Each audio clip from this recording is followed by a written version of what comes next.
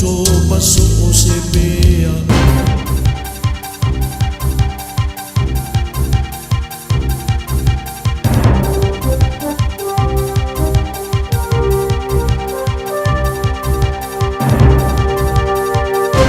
Tala falava malo le soifua o si mai le whaafafonga I tala fōu mai Australia. E to ono tala wawa po ina reo I le mai o le whaalawe na osfa iai se pule o se whale pizza I sini I le pōna pō. O li patia le 9 News o whai anei su suenga wa wha ingoa le Strike Force Narira I le mai o le whaalawe maua tuaise ri e rimaswood walu tau sanga I rungo le Great Western Highway e latai Kingswood o lo whaamunu o ria I sa manuanga I rona whatawhata. Nga tong fiti ai le vanga of sonsoani whaavave ma ave atuai le whanama I Westmead e na mariwa I lava I le te o le se fururua I le vairuanga le pōna pō. O whairua le taitai leo mai New South Wales Trent King o po eina leo tala vau to ono to a whaari I matamai tai to lua ma o loo I le vainga leo I le teminei a o whaia suenga. Ai mai e loa le leo tala vau nei ma o siari I wamariu e ana le whare pizza e pe o na taua e a lo whangia mai loa tele le community ma o siria mara se furu whātau sanga o lana au unanga o whaeroa le mawhatia o siona ainga e whamai leo lo whanga solo nei le suenga. Wa le aisa swa vai mama mo le tau mafa mo nai tangata e au mau le Far North Queensland ma wa wha maunia le tūranga I se whaalinga na tuwane e le Hinchinbrook Shire I tangata o le taulanga o Ingham I le tae awana le la. Wa rapta I ai wa le to e saunga le mure swa vai paipa mo le tau mawhaina. E le mai loa se taimi mai ai ngā ruenga li peo lo whanga solo ma lo ave I le wha mua mua e peo na tau e le lapta inga. O se tūranga atiri whainga tā mō tangata pe amare whaape di maserau e au mau I ia wha ai tū. O le asona nawhina kiri vāne ai e se helikopta le vāenga le puipuinga, se generator po se awhina ia wha ua wai pea o na wha ngā yoini si o fuafuanga. Ua to lua tangata wadi putia ua maari riu mai lo longa o lo whenga I nei malea I tua o se talia ma ua amata na whai titia pe wha lea o ngai na po I whautuanga ma la pata inga o winga lo wao le tau. A o alo ane na I tangata I le wha mamaina o mea ua wha lea ngaina. Wa saunga le mula toi foi o tangata I o lātou whale ma ua amata foi o na toi tatala supermarket I te tele. O vaalele helikopta sa le vaenga o puipuinga Australia o lo sapalaiane o loa mauta I lea wha ai tū e fesoa soani ai. E o atu le tolu sa furu miliona le tau o whaasaranga tupe ua tuuina I tangata e mafua mai ona o sala e whaatatau I fusi pa o taawale po seatbelt offences I te tono le ono masina taruai. Wa whaelua o whainga wha teknolosi fōu ia wa wha o ngā, wa mauai le tero le ausolu tū la whono. Na amata na wha o ngā maia me to tia fōu I New South Wales I da so mua iulai o le tausanga na tenei, ma vai ai le anga I lunga o le au whae le ausolu tū la whono I fusipau, o nisi e le whaia fusipau, o isi e le sa o le whainga o fusipau. Wha maumaunga mai le Revenue New South Wales, wailo ai le si itia mawalunga leo pasene le ausolu tū la whono, I le ono masinanga I mai ia iulai ia te sema o le lua whelua wha, whaatu sātu le piriota lava le atasi I le lua whelua sfurtolu. E siria ma le fitu sfuru wafe whaasaranga le ai au whai e tolu sfuru miliona le tupe mawai I le ono masina muri o le lua whelua sfuru wha. E reo tangata umaro o fia idea whainga, ma lo fia nau isi sa whaipu spau, ia ma lo maua le rei fo I cameras o ta vale, a o nisi neo mata upo lo fia na wina pea, a o le mea mautinoa o le mauanunga o le numero o tangata ua whaasala I mata upo e whaatatau I fusi pa o ta vale. O lo tau mwhainei se kulupo tangata au mau le pitonu o Wakerley I Brisbane na ia tau fia se kalesia mai le fausia o ni au na units o fale e fasa furu wha ilunga o na lau whanua. Se tasi leo kulupu o iai I le kulupu leo se tamai swafa I a Peter Bingham o lo tu malosi e tau fia le lotu lea mai le fausia o poloko o units I whanua o lo o hawanoa. Pai maina lātou mau, o le whai o nei whane o le a whaatatele ina I le whaapitau di le traffic I no fuanga la latane o Brisbane. Pai mai fo I le isi popolenga o le kulupu lea e le tau mate o le a le leile wa ingo nei whale ma le manatu na paule mafuanga o le whaia o le ele lotu o ia whale ia mawai se polo fiti. O le vatau sanga o tau mawhai e whaatino le atulanga. I lalo le marienga o le afausia ai fale nei le Wakerley Proposal, ai titi mai pe 25% o fale o le afausia e whawhaingofia o na ngā whatia e tangata, ma le awhatuntonu le rei foi tau maututongi. O le whanua e umia le Roman Catholic Archdiocese of Brisbane, ma lo ia irunga le Ekalesia Katoliko St. Jude's, ai le o ta ue le ripoti se whamtaranga mai le Ekalesia, a o ta ua lo ta ria se tali mai a i la tou e tusa o le nei mata upu. Tala muli, to tasi lava le tamaita i mai le tu isi fosini ua wha maonia le manu malo i le se lau milion o le Oz Lotto i le pō na pō. Whai mai le ofisa le tālonga na whaatau le pepa lea tamaita i runga o penga ta whaelangi, mai na o ia lava o manu malo ina lea whaelonga tele. O le whaelonga mua mua o pito i te lefo i lea o manu malo ina e se tangata to tasi, talu mai lea whipsarau i wawhana amatai lea tālonga. Wa ta wel te mai tai wa famneina la fa ngare tu pe fata waiso no fale ia mai ui fie na nga renga le a le to pe nga renga mo le fitu aso le vai aso sanga lue ai a o le mawaina le malo ia tala na le radio sa mo le nei awa. All I hear is Radio Samoa, Radio Samoa, Radio Samoa. Tolu amo Radio Samoa Kasilima Ivokolu amo Tala falava Samoa o foi nei o eni ma le tatou fale tā vale la wiloa o le Car for You.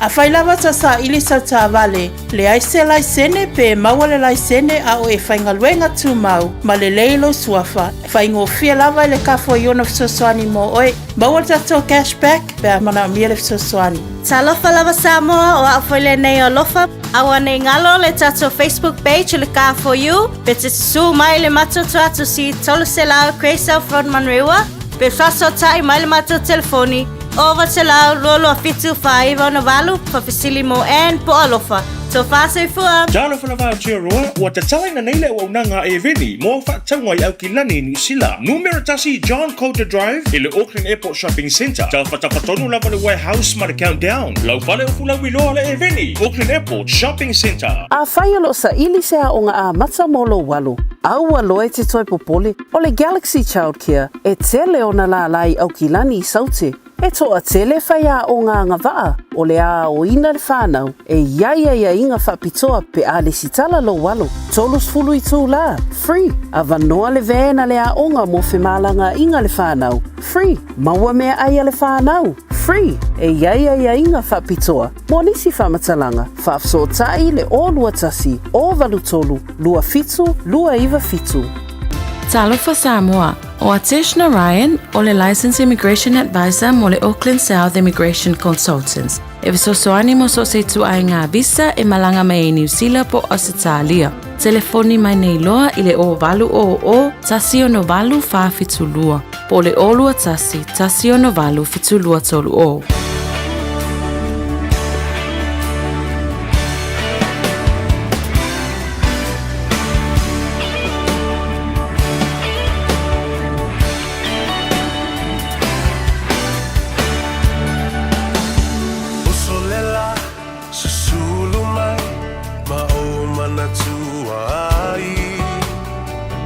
Samoa, le nuu o te noa foai.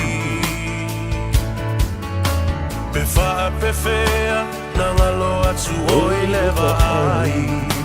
Samoa, o le penina, o te fia i ai. O solela, susulu mai, ma o mana tua ai. La Samoa le nuu o te nofo ai. E wha pe whea na ngalo atu oi lewa ai. Samoa o le penina o te fia i ai.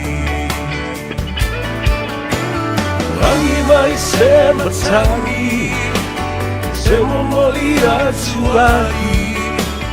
No, lo fai la Samoa atalasi.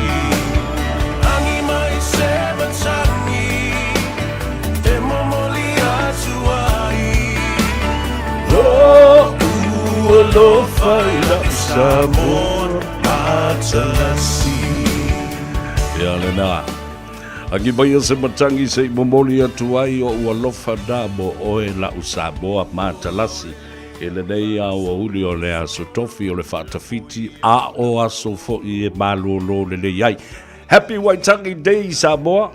I tawhai fia o le nei atunu o New Zealand wa avea mo tātou a ingalona lua. I apo le alawa la, ia mea te tupu mai. O le so, ia, o se aso whapitoa, mo tangata anu uma o New Zealand nei. Ia e mai se lava, mo tangata o le ele o maa le fulia o le ele. The real, original, indigenous people of the land of Aotearoa. So welcome to Waitangi, Treaty of Waitangi 101. Peo na ufolfola atu, I le lafo iwa yaso utua na yatu. Malolo tanga te le stofi, o le asono, e pa u, ia ile whamna tuina, o le Waitangi Day. Pole, saidia fo le whenga le Treaty of Waitangi. O te sau e whaile tātou polo kalabe. Ona e tāu a tele. Le tala whaasolopito le neia tunu o New Zealand. Ia malona so tanga. Vāvāna lata mo tātou tangata Samoa. Aisea, leanga fo i e tasi ale pule na whaapolonga ina New Zealand. O le pule fo ina na e tasi na whaapolonga ina Samoa. Le whatua umatu nei ale tātou vesinga. E le mata upo le seni New Zealand o tangata Samoa. I na ua maea. Ia le mea fo lele na tuli ai tātou e taifaua maltun ma le vaenga le National i le na waitau. Ai au mainga le whai unga o le whaamsinonga o le tina ia a fo mai le sa. O tātou umba o British subjects o lona winga o I tātou umar sa soifua ma whana nau. Ia mai lātou na ua. I le afe iwa se lau lua se fulman wha. Se io o I le afe iwa se lau a whas fulman iwa. O tātou umalawa nā. Ia, o tangata Peletania. Ele on tangata New Zealand. Tangata Peletania. Ai se alanga o le pule a Peletania. Na whaatonu ai New Zealand. E lata mai I le Pasifika. E atu e whaapolonga tātou. The period of colonization. Pulea whaakolone. O tangata fo ia, lea na whaia le whaakolone o nai tangata whenua po tangata Māori. Whatalofa I lau sila mai ma lau e vanga I lunga le upenga ta whailangi, ia ma lau whaafonga mai foi. I le si ufonga o Samoa ma lana tautua a mata le nei aso. I na uanga ngai fo whaivo tangata ala e ingu isi au li ima ko e makari. Makari e mai. Pei le valenga reo sa vewa rue whainga ruanka whiwhi le maka I kupe pe tapol time and a half. Ia whawhi e sere kilo ngi meo wharawe lawe. Ia e whape nāla wale soifuanga. Nei, ia, whatalofa fo ima whaatulou I le pa ia māwalunga o le tāwhatolu o le tātou vānu nofo. Pa ia mamamalu wha le malo, ia o lo tāpua. Mai fo I le whionga I le konsula malona au waa. Ia whapena fo I le whionga I le komisina māualunga o Samoa. Whionga I le whaasina ia tole foa a whamasanga whamatala. Ia malona ofisa fo I le laumua I Wellington. Talo whantu I lau whionga I le alo tulu mafono a whamanta. Your Excellency le konsula māualunga o le malo tuto tasi o Samoa. Ia, pa ia foi mamamalu wha le atunu. Ta lolo atu le saufa inga ia te o tautu mua pule o I tu au mala taua ainga le taima le maa o fonti o tamba le manua tele ia o mato o fo I o le fale ula. Ia fa peo fo I le tapo inga sua ma vai fanua. Fo mo I tu langi. Ia sa ole masale o mua ma le lau niu na sai lua. Ia e tau nane fo I le fale tau itu ma le fale tau tangata. Ia awa le tau singa o le pai tele. I to o le fale ula. Le la au nā mutasi, whapea fōi, le nofo a maupū i atu mua le motu, tui le manua, whatalo whatu, a lole soifua manuia, ma le langi e mama. Ia, ai matua le tuu mawalunga sa vi inga le tua. E momoli e ana au auna, I whata whaitau langa e fia. Watalo whapitoa lau te wawai atu tō tele lo ainga i le tai le ua anga i mai lunga ma whatalo whamai. Mā lolo soi fuamanuia, tauna mita le ainga le tai. Aisea. E se ane maa nei o le wharupenga o le matunu i ngā tai. Le whale manono ma le ainga le tai. Le anga o I na tō ai le upu ma le pule nā whanua. Ai sunu i ai le ala whale o le tala le lei do wataunu le kale sia me tisi. Ai leo e le tō whama le lau ngā futi ma au pa au. Ia, a lore soi fuamanuia I lo tātou ainga. Ia, awa pena fōi I so se tafa le lalolangi. O lo tapua I mai ai o tātou ainga. Watalofa pitoa, ia te I lātou ua tangafa mausu ngafa I Māori. Ko ai ngā wharekanga kara makaukia kankangi me o le afa hambo, afa Māori. Yo ista ngata ua pe ua ola afa pena I le skairi fo le fa Māori au fo ina talanoa. E te tau ana umal fo I upu. Pe le mana yes fo I upu fo le ai le tolu ni upu sae anu le kebia kasi. E ka kauanga lima pe wha yang I upu sae. E anu ai I to tonu o le sentence po le fo I upu. Ale au afakangakai. Ya, malo te hei ti mauri ora. E ngā iwi, e ngā mana, e ngā reo. E mihi aru te whare nei. Tūro. Happy Waitangi Day to all our brothers and sisters of Maori descent and those of our Samoans community who have now being part of the Maori life and the Maori ngafa or the Maori genealogy. Se le tāua tele. Le sola, nai leo te manatu ai. E maraia pe a whatepa I Samoa. I tūlanga ia o le taunu umai fo I o papalangi la tau I le atunu nei. Ia mo mai fo I whaiara ko whainga ma whaapolonga ai ia nei tangata Māori. Ia mara mea fo I no o ia I tātou I Samoa. Ia. Whatalofa whapitoa I te mau tina matutu o le atunu. Malole soi fuamanuia, whaafitai te talo. Whaafitai fo I le tāpua inga o mautou whaamrianga o whanau madu maafe mai ai. Ia ma whaamanuia fo I le pūlenga. Ia ma le au whangaruenga a le Radio Samoa po le Samoa Multimedia Group. Whatalofa la I Mauta Malawa, whale o tangata matutua, mauta ngase ia po whea lava. O lo tausi ai ia le matua tausi. Ta māma le tina. Ta lofa ia te utou. Ia, whambu moe o lo maua lo tau manosi. Ia, manai o fo I le suru la ma le mawhana whana o le tala o le tau. Ta wina ave o kou whaki ki e ma ave lalo se la au e. E whaasavili ai, ma nawa ai se Air Force, Air Felesi. Nai lo, le nofo ta ai le tino I te tonu o le whale. Ki ngā e molo mawhau. Ma o mata I lau wa ai aku I a mio ka maki. A male whi ei o tangata. E la ke whai aku lau whanga. Fua tino ma erolini. O nei ai avere I a le whionga a maso e whata whao ma whatiti e whaasavili lalo se lau. Ia peo I tai avele mata whanga. Ia. Mea nei tau na whai o tau. Whatalo whatu le ta mamatua.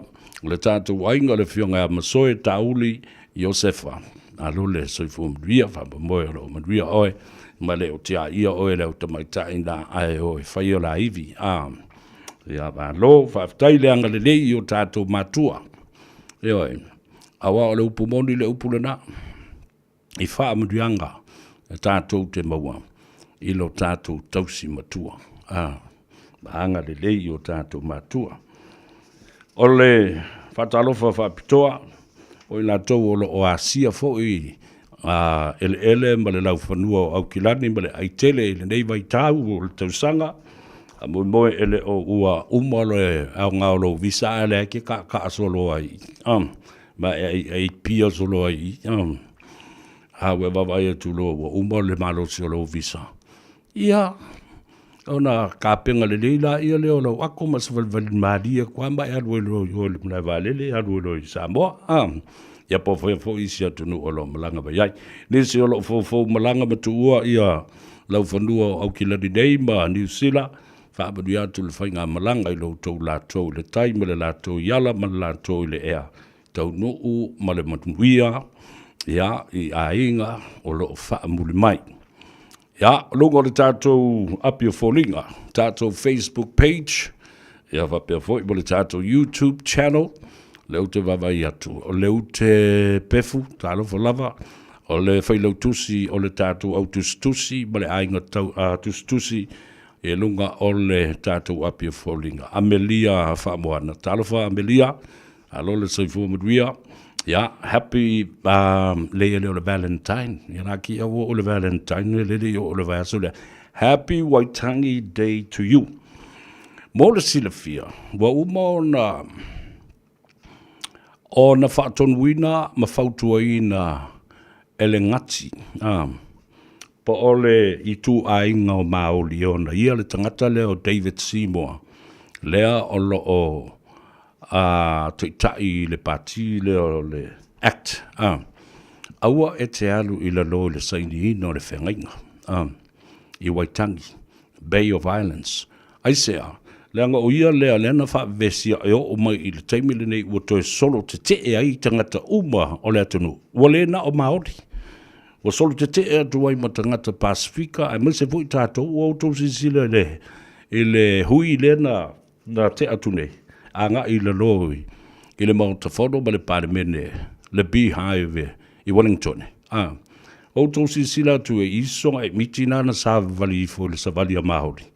O ane mafu o le tātou watunu, wha alea lea i fuai. O le tu ai nganga le na. Nationalism. O le nganga lango watu le fo sa lango mai Maori ai tātou. I le tātou whinaunga wha le tu la fono sa fui nei i le Paremene. Ina ia toi wha fo mai i le tātou. Ai anta tau i le sitiseni New Zealand tangata Samoa. Lea na ave sea. I le awhiwa sa lau valus fulma le lua. O le mata upula lena mai ni David Seymour. Mana tua e tolu vaenga wha upwhai lea o lo o iai tono le tekta ingo le maloso wha tasi lea lo o iai nei.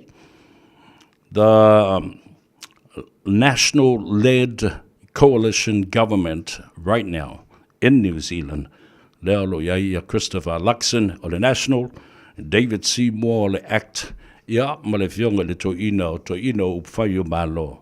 Ia wa wasa banaya Winston Peters.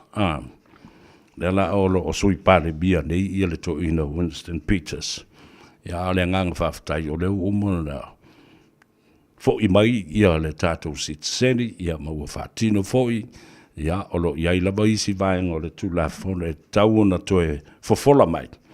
Ina ia au ngā, mai e manuia, ma maua le whaamrianga atoa. Full benefits of a full citizenship.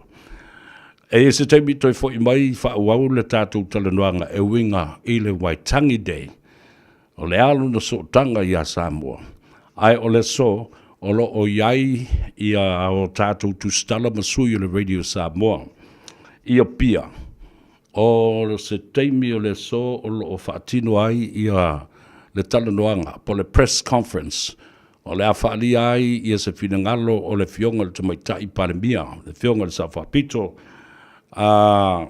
Madam Prime Minister, the Honourable Fiome, Dr. Naomi Mataafa, o lo o tuufisiri i ai i a le to'atele o le autustala ma le aufasa le lau. La fo i na o lo iai o tātou sui.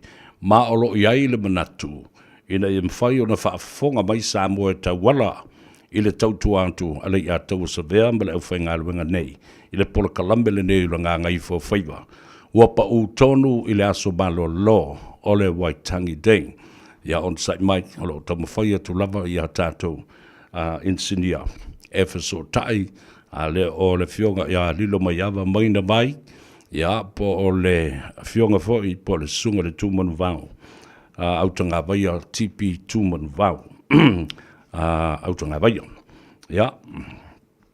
E manai, e alana u whaia, tunanga leo lewa o na ui o, ia le tele o tangata, o upu e so ona lea ile matangi o lunga upenga ta whailangi ia o talo noanga ma upu e whaasoa i ai ma mata upu i lunga o lea pora kalame ma lea pora kalame ai manatua le nei o le pora kalame le nei e tulituli au pupe le to tele o tangata le ngata le ngā ngaifo whaiva mai lea songa fua se yo o lea sfareile ia e whapena foi i le tātou pora kalame o le tāno ava le swalofi ia male ava tumbua le lofisao tumbu mapule ia stona i uma e te maua i le sao maua i malo whaali maua i malo wika pēr whai le sao le mea le alu atua i le tangata i te langolango ina whatalo whaptoa lawa i le au palau wale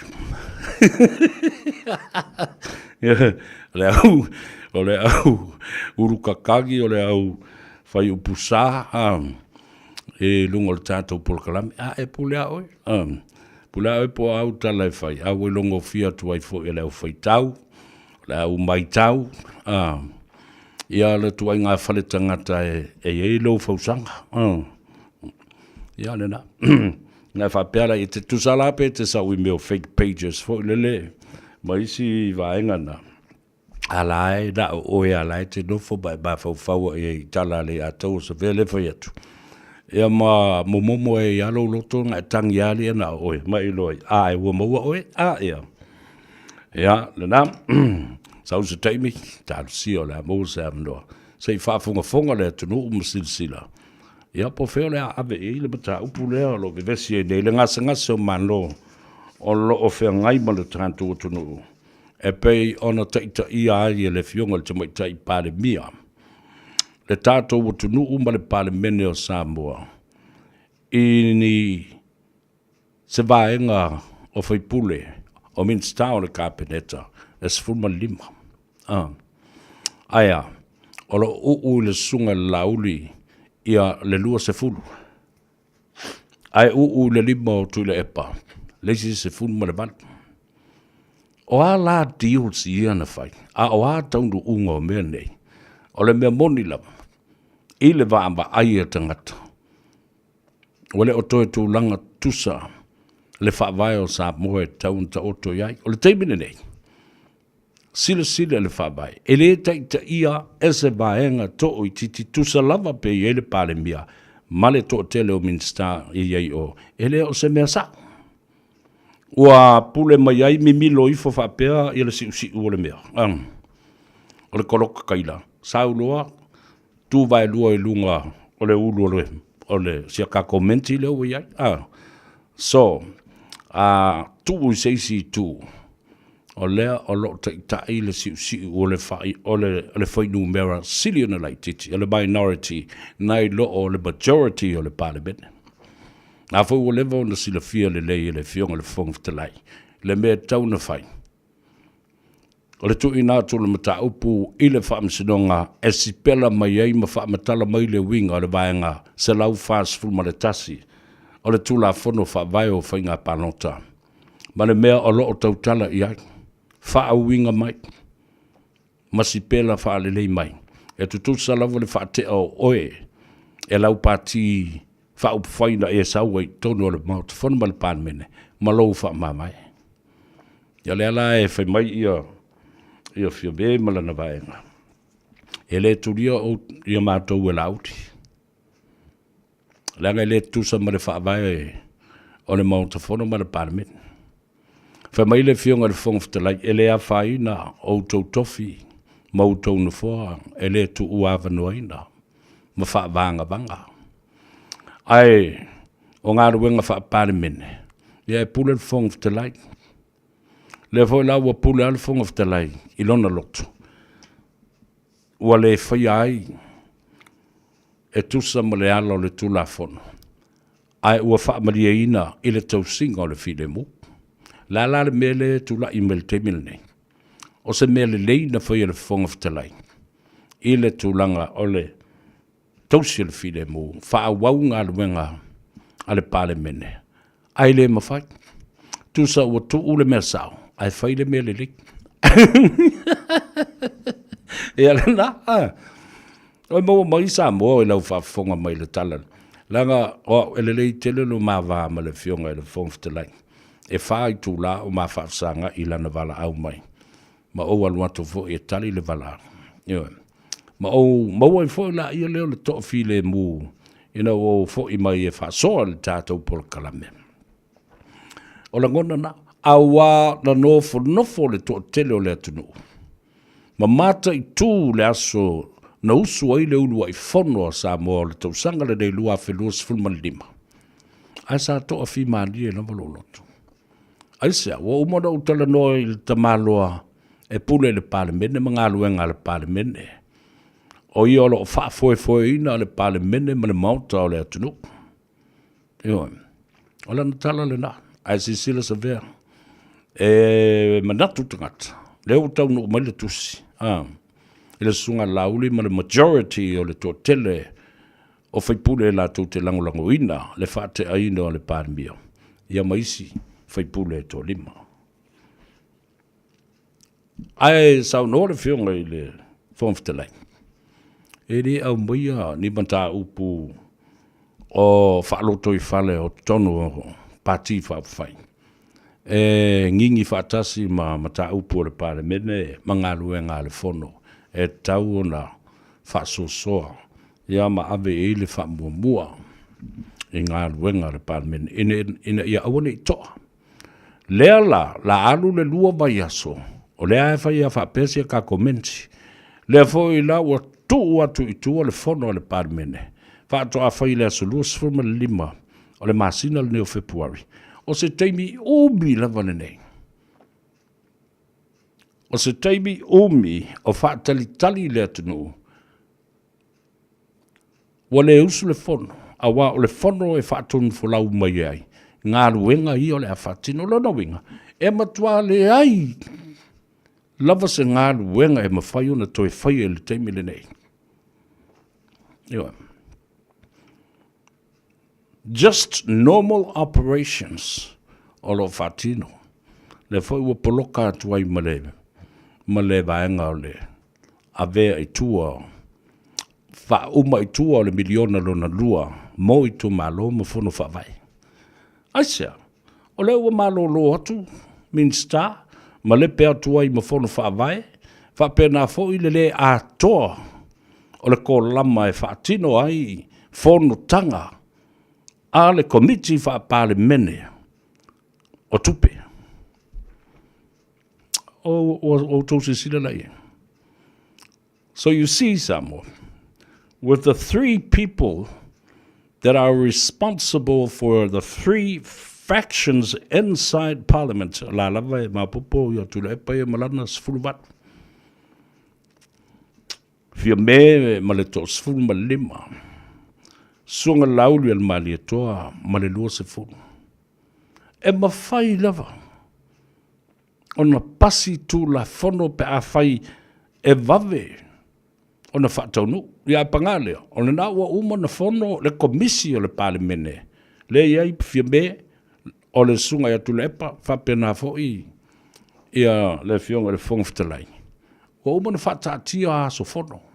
Le ka lena e whailoa iai ma laulua whasina whai le mauta o Samoa. E tala noina ma whaia whelaflofo inga. Ne fo uma na pasia ma faatu le lafo e pasia ai le tolu se fulu male fitu o li poti.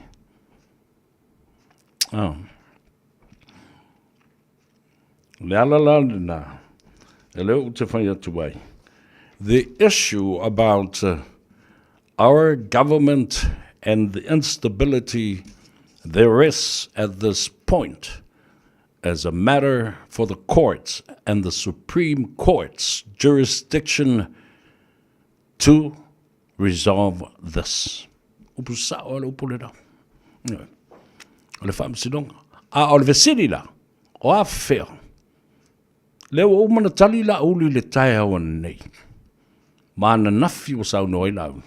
E le ai masona mafau fau o iai. Ina ia avele mata upu le whamsidonga. O la wha whea la na whai. O le foi no alta mai tai palemia la tau ele o whaia sana whai unga iai. Nea foi la ua langa ai ia se langona ma se finangalo o papastui. Ia tulepa. Pea o tauloa o na ora lātou ia awena mata o pule whamsinonga. Awa amatu le whamsinonga e te u o spela mai ai, ua pa uai ia le whainu mera a fia me. E whao ngā ina ai le vaenga o le tula whono whaavai o whainga panotoa. Vaenga se lau whasumaltasi. O lona uinga. Ua ta tauloa. La le si mea toi whaatalitari ai. O le whautua ina loa. O le fionga i le au mamalu o le malo. Whata ape le parliament. O umai tu e whai le palota. An early snap election is imminent. Ia. Ea o wawa ai e tui ai. E tā ua tele. Awa, ele mawhai o na tātou wō ai pēr whapea. O le taita ia e se vaenga to i titi. O le pale mene mamalu ma le toa tele o Samoa. O se whainga soli tu la fono. O se solingo le whabai. Dala la le na e la yuna u whai atu. Leo wa umana tātou pepese le rule of law. O le ala o le tu la fono. Sa vavali i le ala o le tu la fono. Ele mawhai, i le vai, e tasi a le vai. You can see it. Even if you don't understand politics or whatsoever, you know that a group of small people, a group of just a few people can govern and rule the majority of many others. Yeah, tātou te o, tātou te toi o mai fo iai. O le nei vai aso atoa, o se vai aso whanonoa lea mo le Australia, ia maisi pitano ue pe o Queensland, maisi vaenga o New South Wales, e le malosi o ti munga, malolonga o tatafe ai vai, ma whaaleanga ina le tele o whanua, whaaleanga ina le tele o mea tōtino, ai maise la vai whane. Ia mamali li wai ia tangata. Ia kawhi whea e ki nganga whai aku e malosi le vai, e kawhi le vai. Ala e o, whaulu maloa ia whapena, le whaala velame. O le whaala e tonu o le talo le tau. E le te tau o na tātou whata mala iai. Ia, tātou talo mōna i o tātou ainga, ia, o lo tūmsala lau ai maise lava i le stete o Queensland. Ina ia mōlo nātou saunga le mū, mausi tai ma whaalongo le lei i lapata inga lo amatu. E walesi whaasala lau o televise o le tio, whapena fo i lunga o penga ta whailangi. A wa whai atu tau te e o i lunga o ni no whanga māu lunga ma le māpoepo. Inga ola, ala ai whai aku a whem, o sen. E nofo, e manu. Whai mai ua watu le vai tutonu, o le whale. O manu a o le ilolo vai le awala. Una le mawhai leo na alu stavale. E tāwhiwhea tangata. Tāwhiwhea ba tāwale. Talo whai. Ia. Bo onga leina ma lo whaanga nā mo o tau i Australia. Ia po whea lava le stete o Australia lo o tau no whai alo o maua i mawhtianga. Ia whapea fo i le tūranga lea. Ua pangati ai. Ia mana tuala. E mai alo se lo vai. Mani tā whenga te tele mani lo longa. Tele i o mea e tutupu mai ai. Wha i le whai tau miliona. E toi wha le lei ai au wala. O au wala lau papa. O ala vai. O ala pipa. O le anga le sua vai. O le o toi le lei ma mama le sua vai. I le tau mawha mō le soifua maloloina mo tangata lau tele. Tele wha mai o le a tutupu mai. Aisea. Pepe meola. Meola fetolofi. Meola vai whama, meola vai lua. Pepe. Ua masa le tai. Walu le leanga o tino me ola o pepe I to tonu a la vai. Iele na. Wha leanga a toa le si o manga. Pe le vai, le aise e le tise. O le ai ni tau mafa. Ta puni ia groceries, supermarkets. Si itia le tau o tau mafa.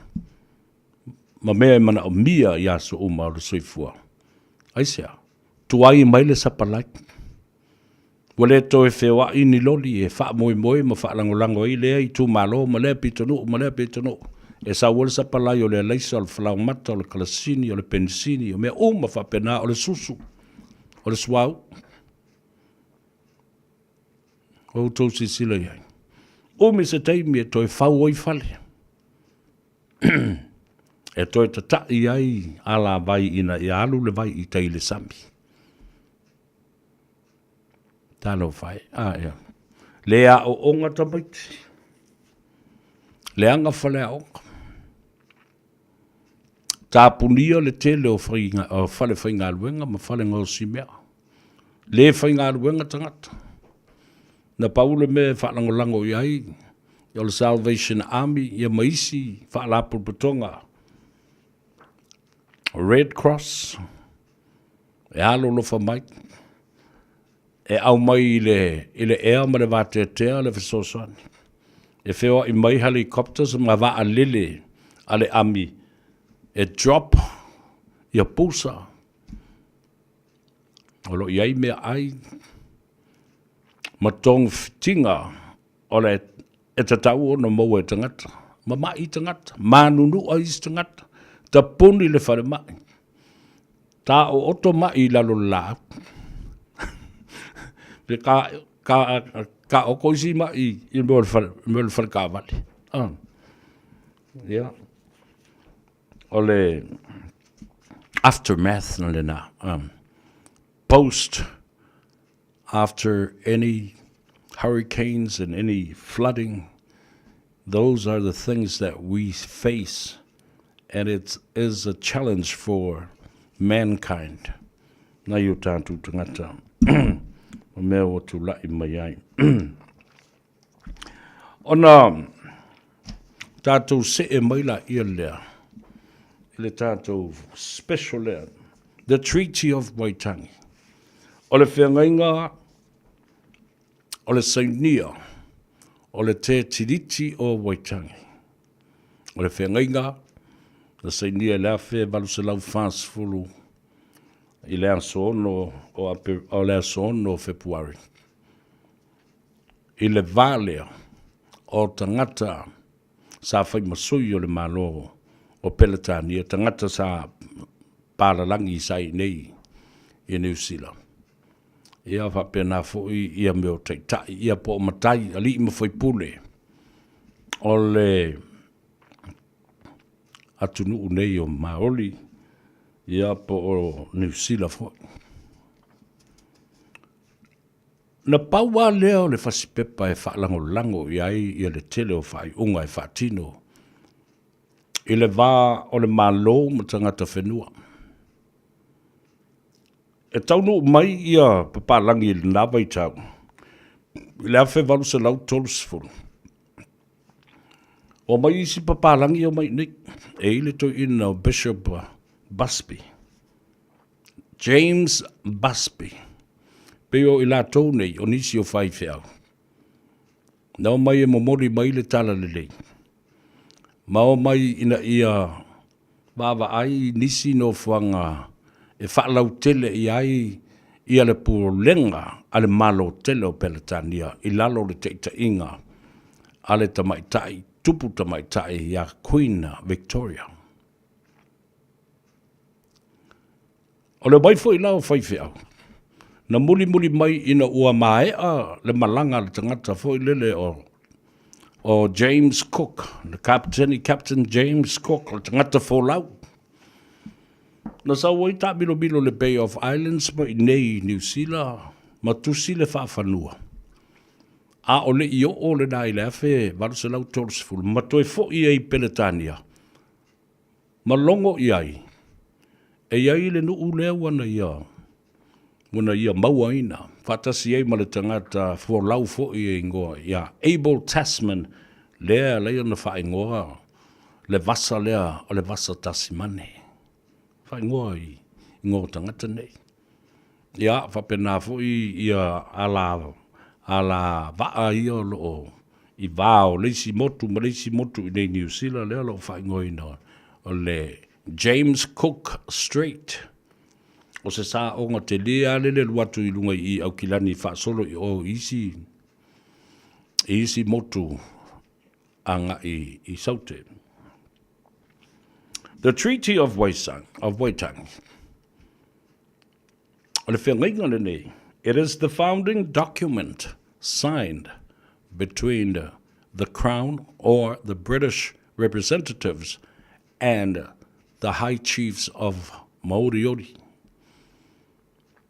E o mai fo i la paparangi le vaitaune na. I le tala whaasoropito ale tamaloa fo lau o le kapiteni James Cook. Tele ia o meo nuu ma vaenga ese saafe iai ia le vao James Cook.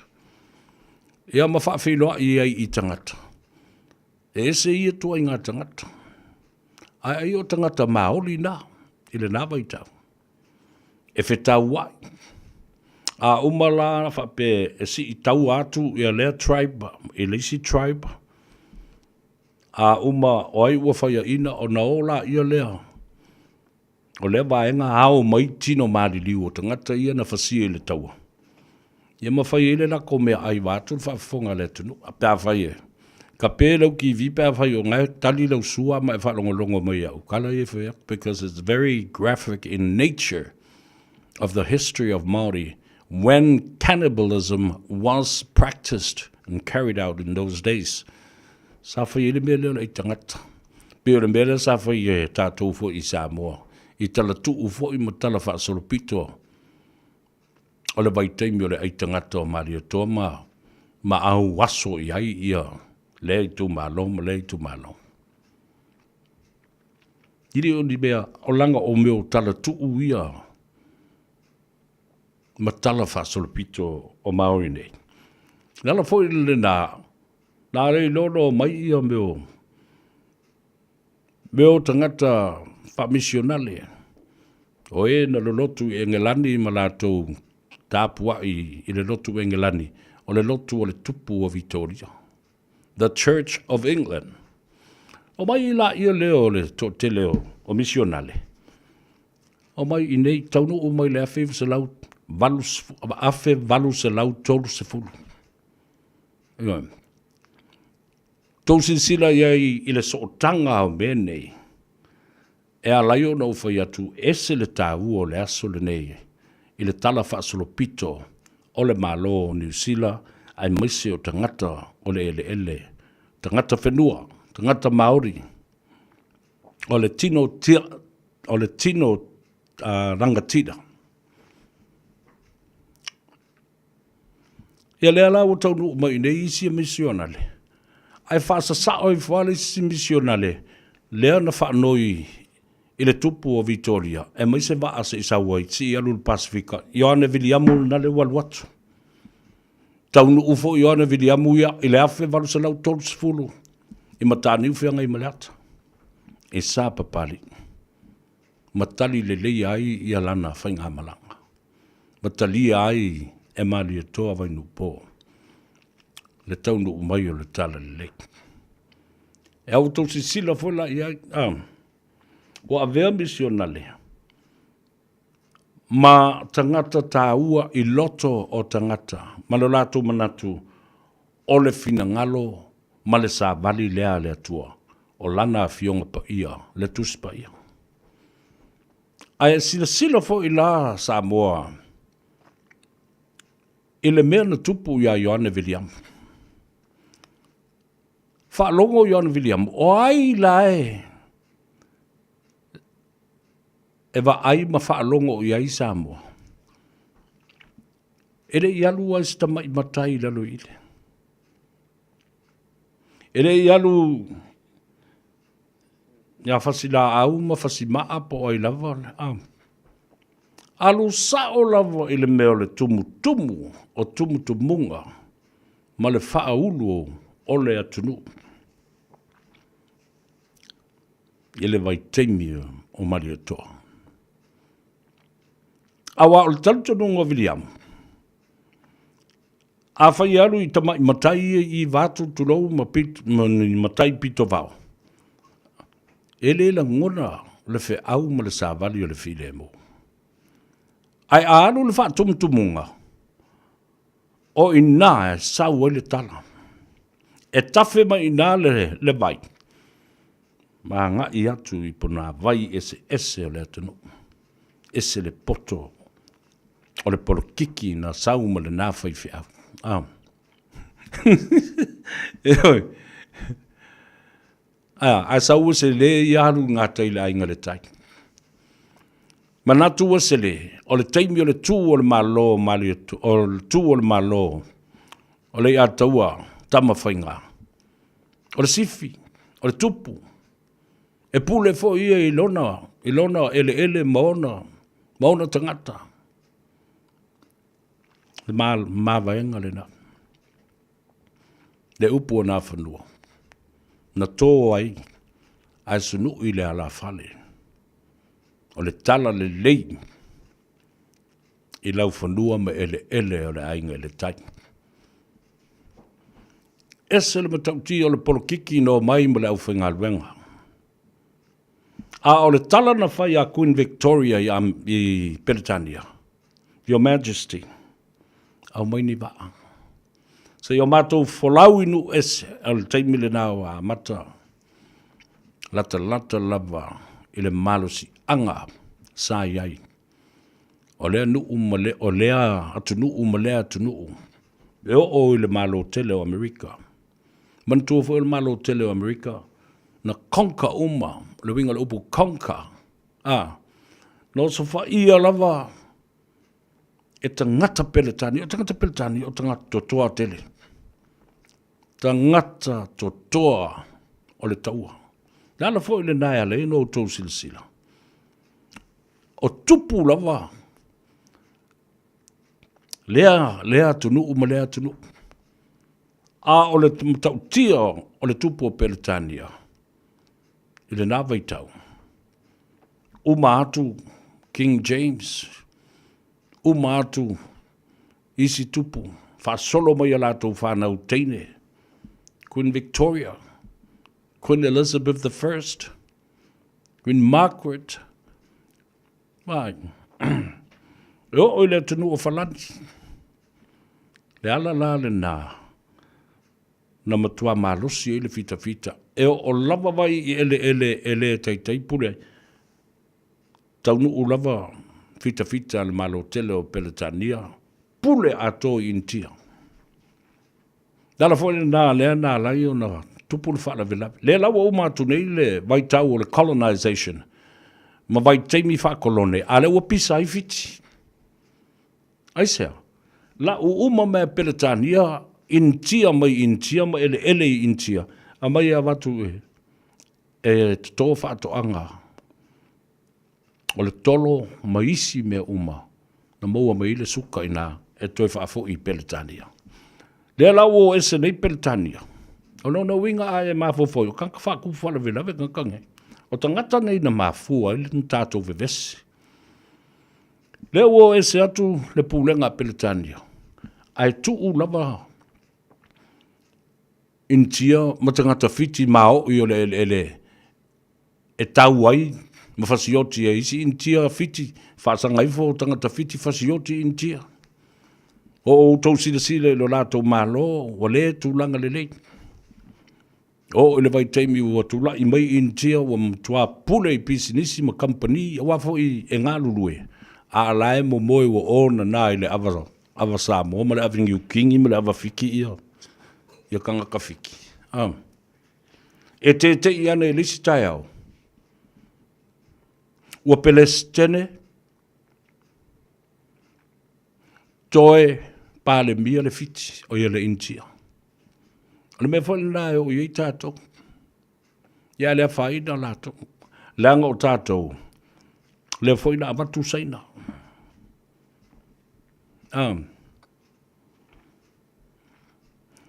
Te ia fiti i le Pasifiko. E whiala i fole tai au. Wa ese le vainga wa iai. Wa fau uma whale o le taulanga i Nandi, ma le mlaiwa lele, ma mea uma whapena. E atu i ofisa.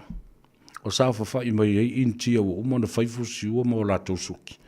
O afo i o lo ia, o fo mai, o le au whai upu, o pale mia, o meo sui o le mautafono ma le pale mene.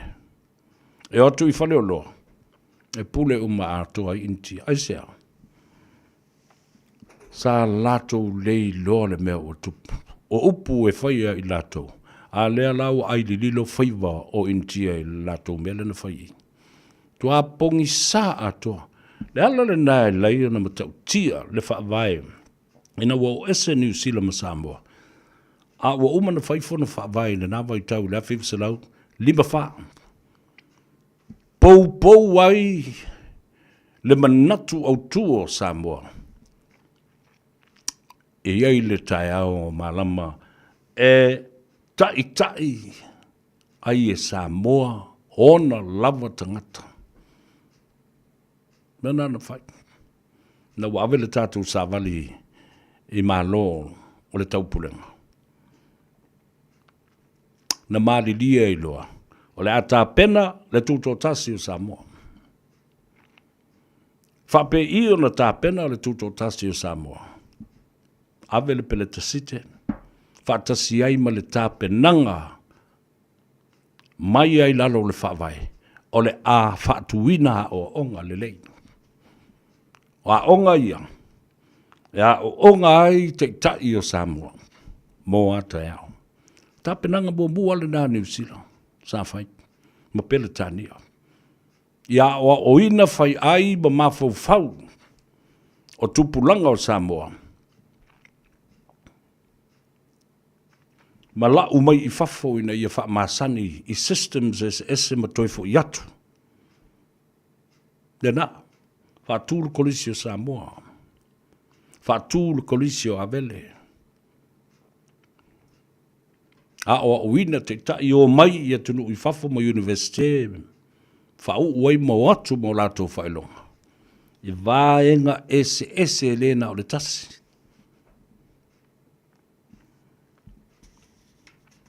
O le mea lena na tupu i nei. Na whai ala ia leo, o Peletania, ma le system o tangata papalangi ina taunu umai i nei. Wa fi nau i whanua, ai leni o latu whanua. Whasioti tangata maoli, ai whao whanua. Whaatau le whana le palangi, ai awe le whanua. Whaatau le pepe sikaleki, tasi sikaleki mariska, ai awei ni whanua te tele. Halala le nā. Na malolosi e iloa. Male fina u mai taipea le mau vole le Samoa. O le la va Samoa i mea New Zealand na whai ai. Le la va maoli i mea New Zealand na whai ai. Tauloa. Lea la iai ia le mele o te whātua nei. Tele i o history books le atanu nei o whaitau ai ma susu ai fo i le university. The Maori was with the crown. Tau, ti ngāo na le eini whana. Ai ao o i pō walu o sa whainga Maori. Kili uma me o fita a Peletania. A wafu e le loa no whanga ia. Ia e whitolofi solo peini. Tangata tuturi fo ele. Fasioti ai whanga ma mewa pena. Bo te i fita a New Zealand ma Peletania. Ai, e whalongo le pāpā ma ia. Ia pulufanga. A mara kunga, ai ua kofu a Maori ma whanga. Rilo pena whaafena vai. Fasi tangata le pō ai whana. O so whai atu lea vaenga sa iei fita ma whana. Ia matala to ina matua nasa o sifi ia. Maori chiefs. Maori rangatira. We will fight till the last Māori standing. Mātou te tau lava se ia o ile tangata muli o totoi o le ele. Tau tia, e ma tau tia fo i nei tangata. Aila i ai le ma tau tia. O mea na whaia, e fita a New Zealand i lalo le pule anga, ma whaatonunga mai a Peretania, whai i Samoa. O la tau mea fwoi nā na whai, ia Māori. Tutusa le lei le tātou whi naunga, nā lai o na whai le savali o le mau, ma le hikoi, ma le hui, a Māori. E le ngate le nā, a tō toi sila le le iai. I teimi o whono whaavai e le awhiv se lau lima se fulu ma whaasolo mai i nā. Na matua tusi le lei ma wha mau le lei i le peni ma le pepa. Vaenga o le whaavai o Samoa. And that's why we are so lucky and grateful to our forefathers, our great grandfathers and grandmothers. O tātou tua ma ta ma tina ma tutua ma le nāwa i tau. Sa lātou tustusia ma wha mauwina le wha vai o Samoa. And that's why Samoa in the Pacific and the world is the other small country that has a written constitution. Nau tātou i ai.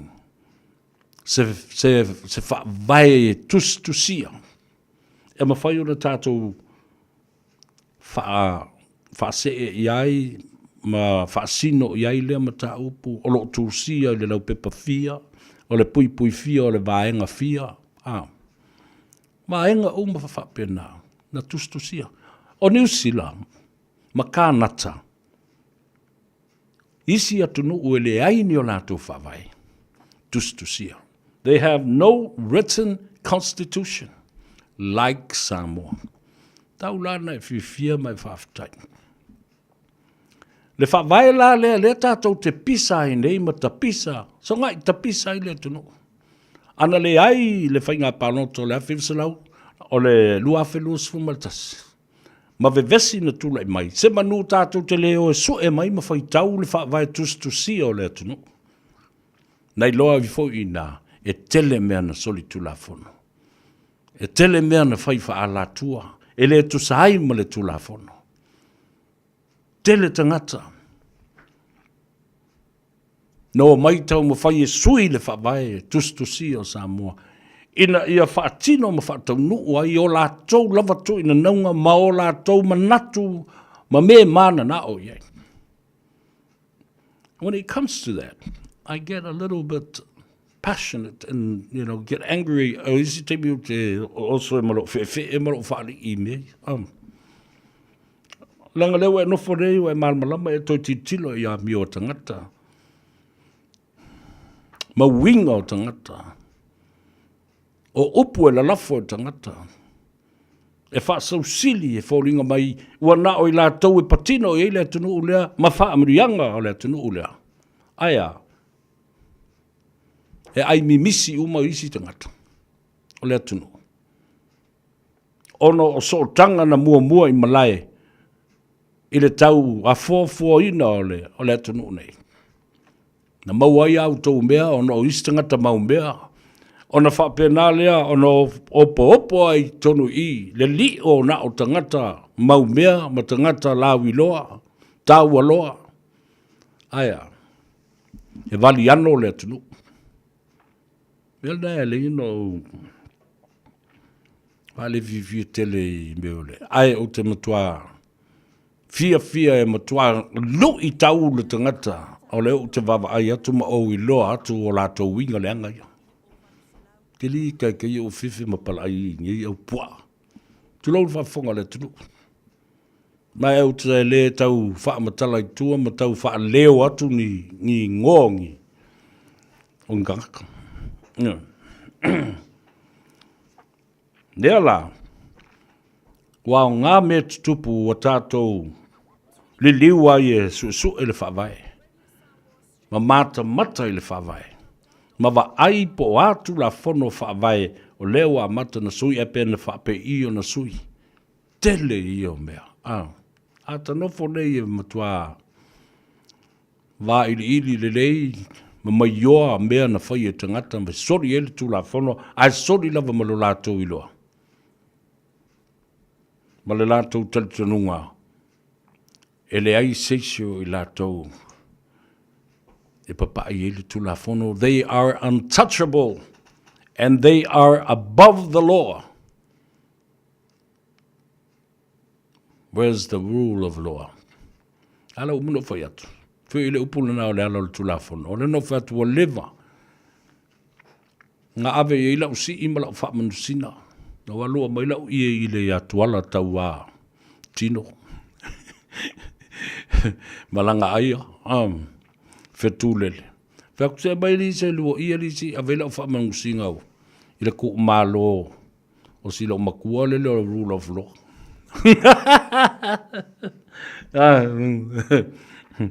Ya Toyota Marista ngatana le ngo ya no one is above the law.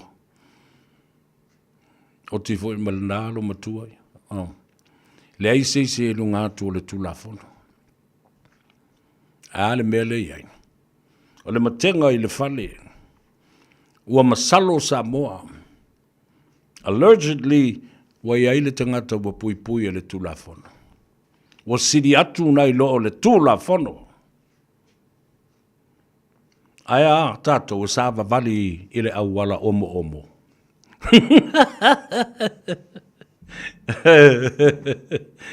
Talo vai ka fifi isoli. Tato o vai foi. Ja, na je tato fast longa fa businessi. Ile a fifi nei. No matter what they say, cause they want me to break your heart, but you're a little dime with a sweet smile.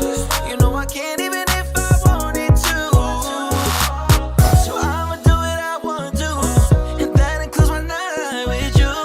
Baby, we can catch a vibe, I can feel it deep inside. Shawty come put me on my leg on, you're my number one, don't need to lay low. I'll always spending money on you.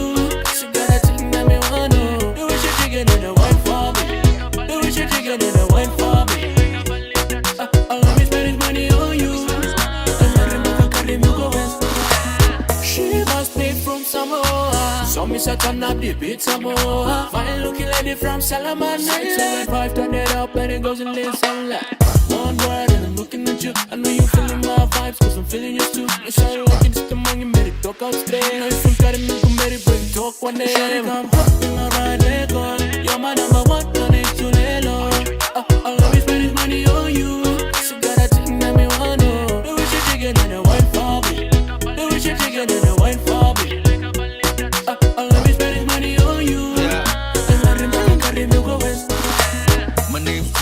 Sick as it could be. We sip the liquor, baby. Good vibes, we stay fly like PX. You don't run no taxi or hop on the PX. Anything you want, I'll be giving come. Cause I'ma shoot my shot just like a loaded gun. She wanna smoke trees and chill by the beach. Boom bar shop, but she's shaking that beach. It's old baby, it's your birthday. We gon' drink it up cause we thirsty. And when the party's done and the sun comes up, I'm gonna take you back to the village. We gon' start it up. You're my number one, don't need to lay low. I'll let me spend this money on you. So got a chicken that me want to. The way she chicken and the wine for me. The way she chicken and the wine for me. I'll let me spend this money on you. And I remember the carry me go west. Shawty come hop in my right leg on. You're my number one, don't need to lay low. I'll let me spend this money on you. So got a chicken that me want to. The way she chicken and the wine for me. The way she chicken and the wine for me. Let me spend the money on you. And I remember carry me go west.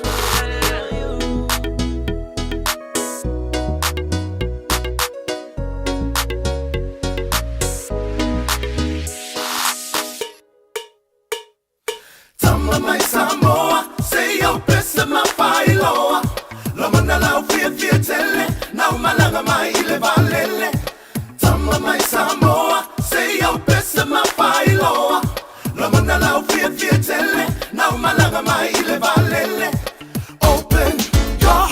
it's so much better than being down. Open your mind, let your love shine all round and round. Open your heart, it's so much better than being down. Open your mind, let your love shine all round and round. Watalo fatu Samoa, say yo pese mafailoa.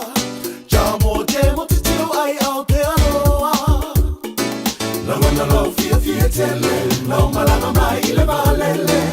Asi mai Samoa lau watu nupele. Oh my la ia, say tato fia. Ele ni umaule lua fita usanga. Oh my la ia, say tato fia. Ele ni umaule lua fita usanga. Tama mai Samoa, say yo pesa mafailoa. Lamana lau fia tele, nau malanga mai ile valele. Tama mai Samoa, say yo pesa mafailoa. Lamana lau fia tele, nau malanga mai ile valele. Open your heart, it's so much better than being down. Open your mind, let your love shine all round and round. Open your heart, it's so much better than being down. Open your mind, let your love shine all round and round. Open your heart, it's so much better than being down. Open your mind, let your love shine all round and round. Open your heart, it's so much better than being down. Open your mind, let your love shine all round and round.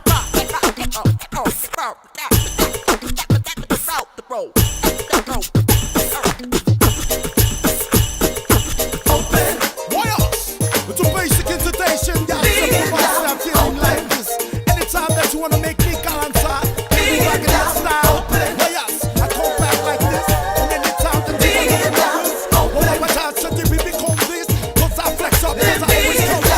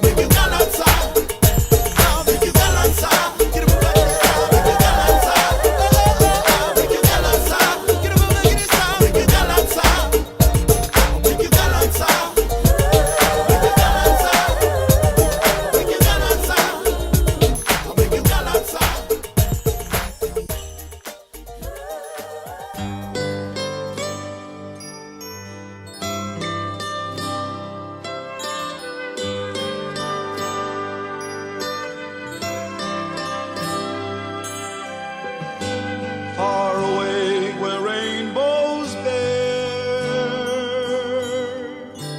colorful people everywhere, tropical suns and moonlit skies,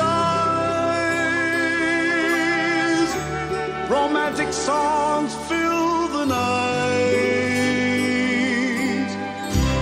Happy to say each time I roam, Polynesia is my home. I'll come back again someday. Polynesia is home.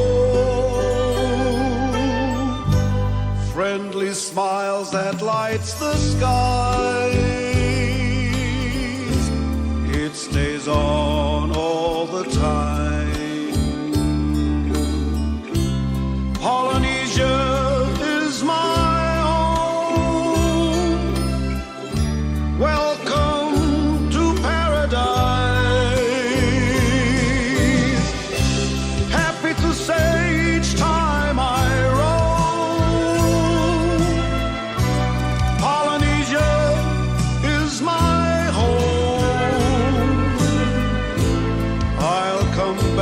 again someday.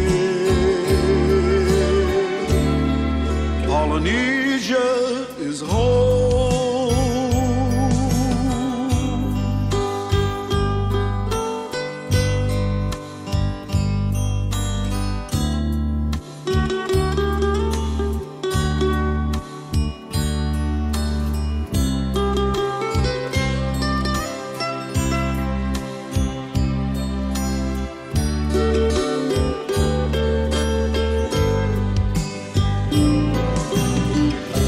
Happy to say each time I roam, Polynesia is my home. I'll come back again someday. Polynesia is home. Kia ora talofa mavolele. Polynesians sweetly say, aloha kia ora, the only way. Laughter and a tear, goodbye they say. Happy to say each time I roam, Polynesia is my home. I'll come back again someday. Polynesia is home. I'll come back again someday. Polynesia is home. E ole nā, whanana Jerome Gray, ia malapese le nā. Polensia le atu polensia o lo wa inga o te toi fo'i mai i ai. Ia, pia upu e whai le atu nu. O whea e te anga i ai. E pele lava ia te oelau Samoa matalasi. A o ala bea i e te tupu mai Samoa matalasi. Whatalo whapitoa lava e lau whionga le sao. Palota i vau, wheo maumea ben le lua. Ia whapena fo i whalitua ia sina ma le no whaalo ma le ainga. Talo pe le tua ia mau le manosi ia ma whawhausia pea le ola. Ia ma toe a ngā i fo i tiute ma whaiwalo whilima e pe o na masa ni ai. Mo onga le leile da mai ale ia tau sa vea. Mo oe le uso ia whapea fo i le ainga. Whatalo whapitoa ia lau whionga le sa oli i tuala, tau wā, tau pa u tino. Ia marua le whalitua ia peka. Ia whapea fo le no whaalo ma le ainga li. Ia, e le ngata fo i leo le whteleinga ia langa aia. Po le sunga fo i le taupa u. Whetu lele ia malana mana me ia Juliana. Whai fo i o whaafonga mai ia le tō tele o tātou uso.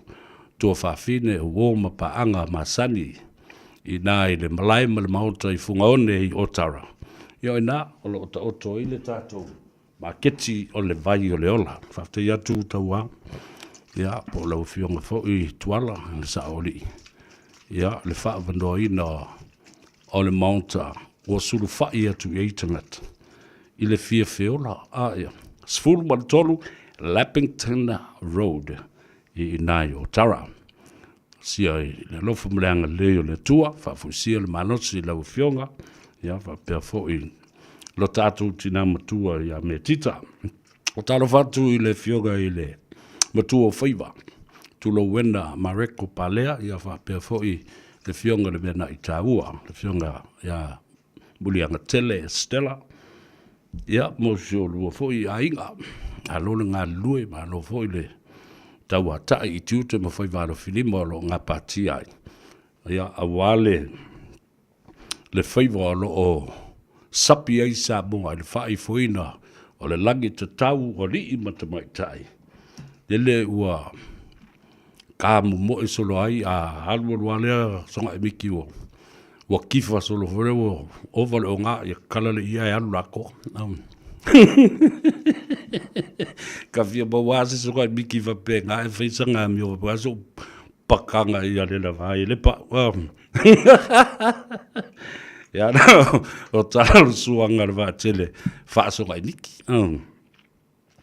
O mana tua i le tala le nā i le pōle solua. I le to ina matua to whai atu i pēr. I le ono sfulma le ono tau sanga lona soifua. O to e alu oile to i ina. Ma ua to e tā le lei ia ma whaifo lona langi malo fie talo whai. A whawhongwhonga mai ia momonga lei malo whaangal na. O le vai asuna se ima vai atu nei. Na wala au mai ilo mātou a inga poto ia whapea fo ilo mātou lava i tū o le swafa tū manu vau. Mai le ataua o le vai aso lea o nofo le tātou a inga.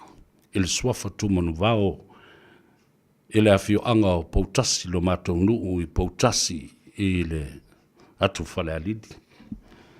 No whai atu le mātou tina. Poto le tātou ai.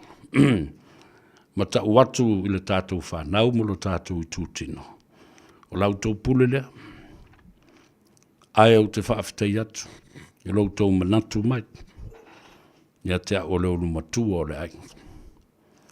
Ai alo ane sa ili se ngafa o le tātou maota. Ma la whaatu le swafa tū manu vau. Whaapale ai sesi ma whaafotu ai le ulu. Ia. Whaafotu ulu ai sesi i le nā suafa tā ua o le tātou ainga. Ua lava le mamawhatu o suafa ia o te whea i ma whea vea.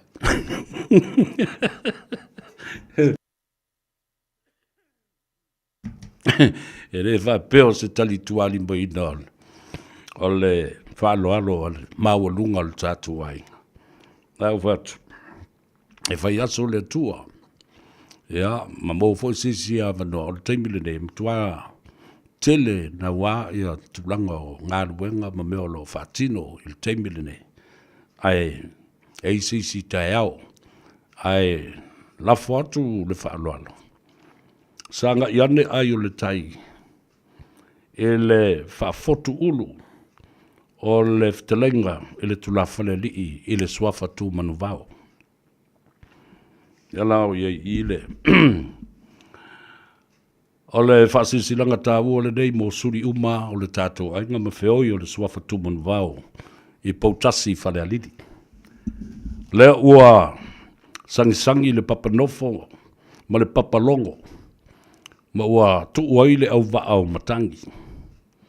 O le tama na sa ua lolongo i le maota tulu i tau o le ao o le tangaloa sa fude. Ma to fe ai mamamana o tau lau niu. O le tau lava ma le pelu tulou lava. Ai wala ngā se leo whaasisila tuai i suri uma ma whioi o le tātu ai ngā sātū manu vau i le lawa o le pai tele i le fuai ala i sale me nai. Lea ua toi o seanga, ia o na whaataunu uina lea o le whaamoe o lo tātou ainga.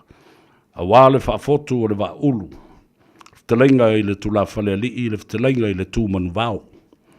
O le to ala na whaautama o whanene. Na ulua i tō ina le nuu a wā le whale fitu.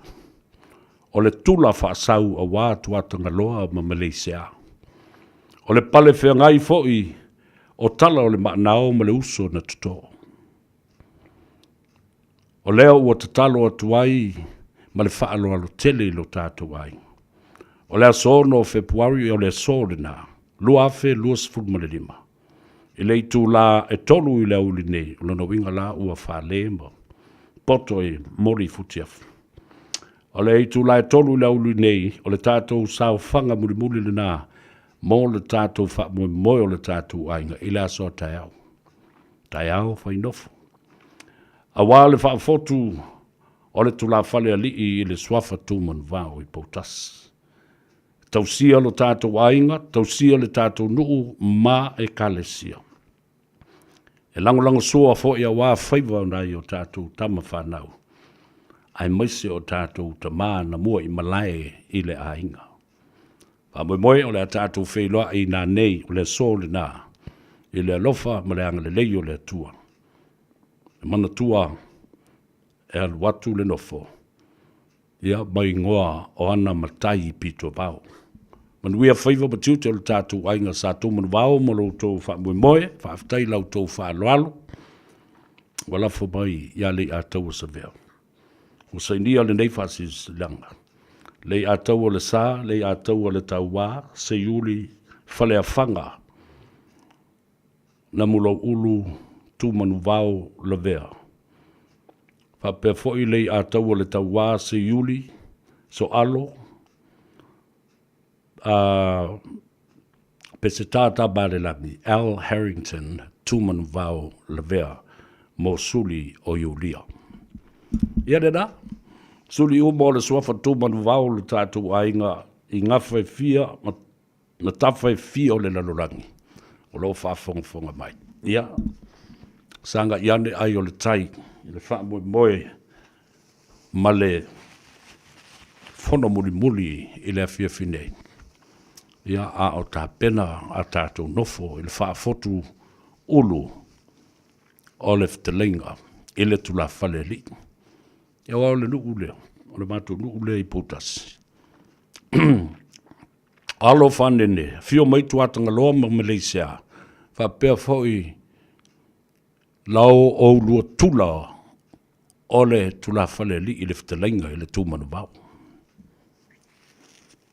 Panuia li au tau nofo le swafa tūmanu vau, ma tūmanu vau, ma tūmanu vau. Le ainga sa tūmanu vau, lo tātou whale pautasi i whale aliti.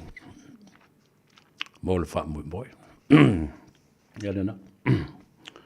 O na toi o mai lea, o la utala noa le wha ua wina o le special Waitangi Treaty today. O lela, o avea ai maaso malolo. Ia le nei aso, e manatu ai, se lau whaase furu monu tupu tausanga wa tuana iantu. Lea na saidia ai le whengainga lea. Lima se lau whaase furu matai o i tūmalo ese o New Zealand nei, matangata maoli, po o i tūmalo e whaingoi no le rangatira. Sa lātou sainia le whengainga lea. Te tiriti o Waitangi. Ai le awhi walu se lau tolu sifuru, a ngā i uma mai i nei, ia isi tangata peletania, a ua ave le wha mua i le tamaloa, lea le whaiwhi au ia Bishop James Busby. I le awhi walu se lau tolu sifuru, o amatua i toa tele atu, tangata peletania. Ua tau nuu mai i tutonu o New Zealand nei. Mau mai ei, mawhai a mionga pā a ma winga pua, tuatu whaafonga le tenu ulanga lai saua le story. Mea fo i e wa, ona nā tupulanga, whai winga mata ngā i nā i tamaita i Māori. Ua pei le whaingo o Māori, oni meoni manu te tu lou whaafonga le tenu. Alala le nā lai lo na tupu le tele o taua. To tele fo e uina le ini mea taua Māori. Ai na matua le loa e fita o Peletania po fe sulu iai. Awai umana fasi oi ai i loma oi le asole na. Awai kung vidi ai. Ai mata utia fai ngā tangata. Taimi ale nā i le awhi walu se lau tolu sifuru o to tele mai ia papalangi mai Peletania i New Zealand nei. Ai sau ale waa o Ioane Viliamu mai o a ngā i tonga alua i loi o i Samoa.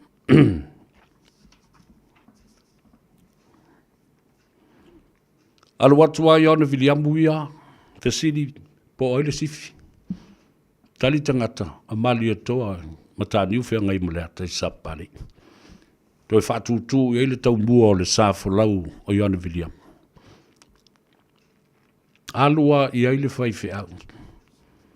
Nate i loa lelei. Vale por kiki fai fe au. Ako uo mua ni makaisiri o le umare aku. E maua lo ina. Ia ona fai ngofia fo i leo na momoli le tala inga male. Tala lelei. Ai watu. Ia o le tua leo Samoa. E tapua i e whaafonga i e Samoa. E lorna no fo vai loloa. Ma lona fala fola loa. Matau tia. A whabai lara le mawhaufonga i Ian William. O le tangata tonu a le tauna uiai. Ma ave i ai. Awa o le sifi leo le atunu uato. E tasi al tala. Ma le mali lenga le mali ato. Whaalo longo uma Samoa. Mausi tai. O le whaingo fia le nao le ngā ruenga i Ian William. Sei wawa ai.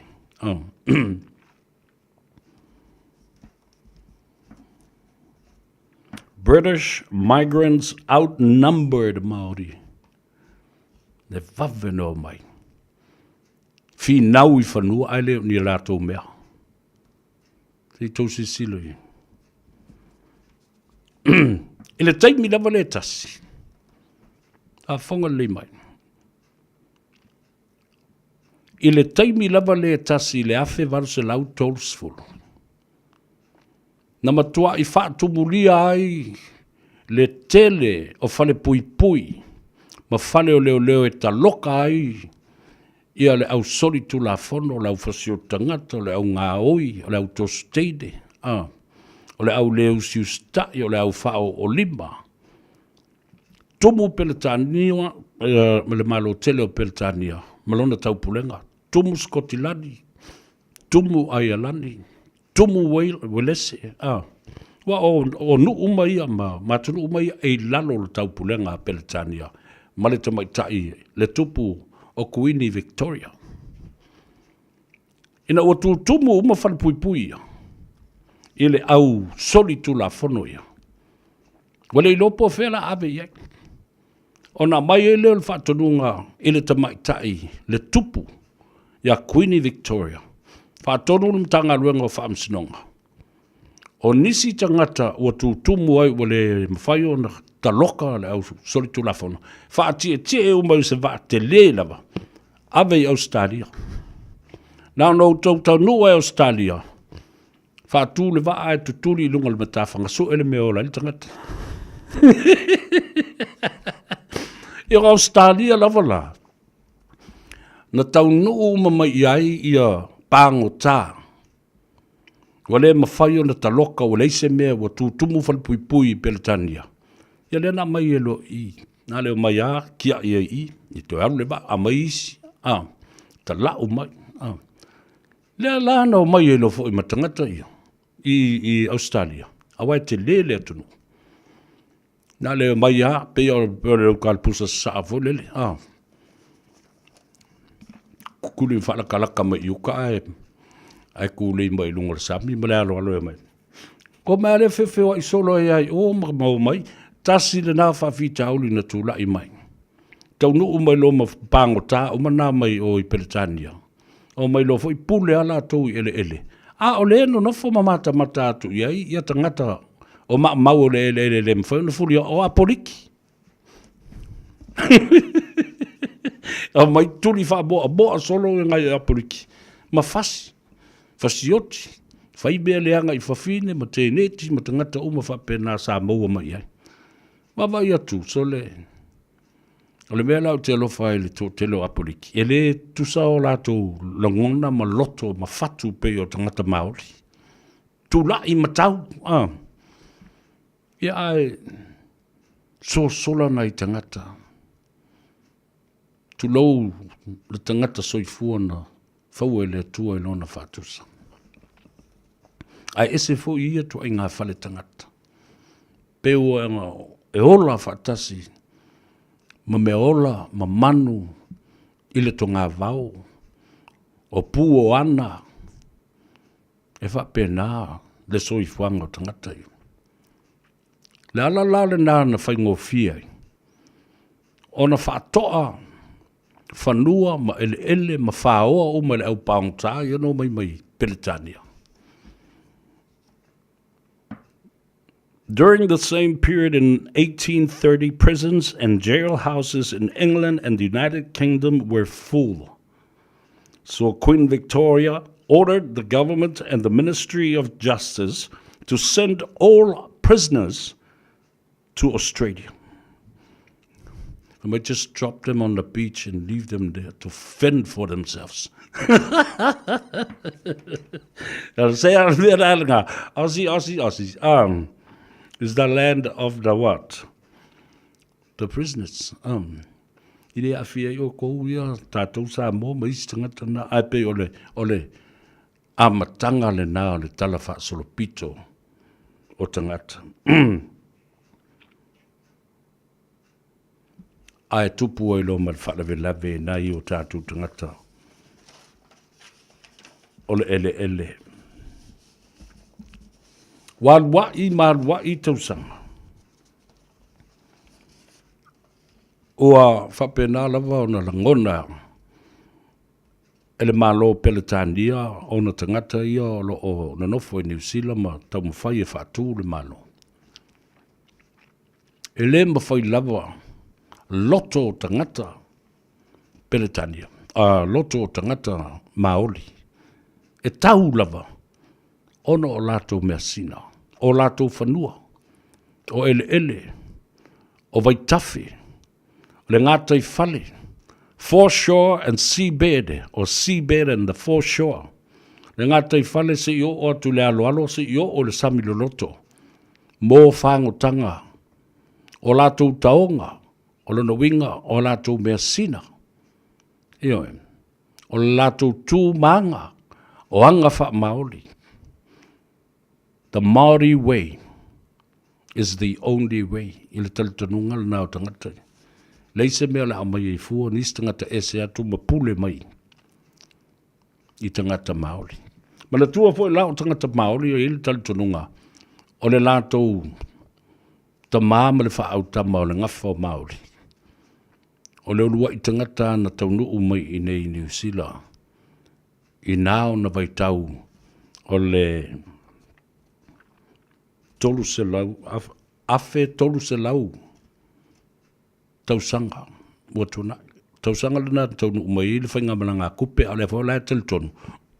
O kupe o le kamasawai. Ya maali, al tala. Le mena len tātou o mai ei. Le vaale tasin tātou o mai ei, matu uma whaai ngā I a motu ia. Tu tātou I Samoa, ia tu uisi au vanga I Tonga o Fiti, o lei I Tonga, ia tu uisi I Rarotonga ma Tahiti ma whaasolo mai. Ai whai aturo ia kupe ma lana tō vanga. O la, o sa ili nisi no fuanga ma nisi o ngā ele fau. E iei se aso mātou asia si mai. Ile an sauro kupe ngofo ngei ma tupunga ma whailo na ainga ma hola I tangata Māori. Ya mulimuli ane. Ya o tātou o mai fo I tātou su e mai kupe mana I o tātou ainga o tātou ngafa ia. Aia, ai ki poki e koe lom kākou I sā moe maltu.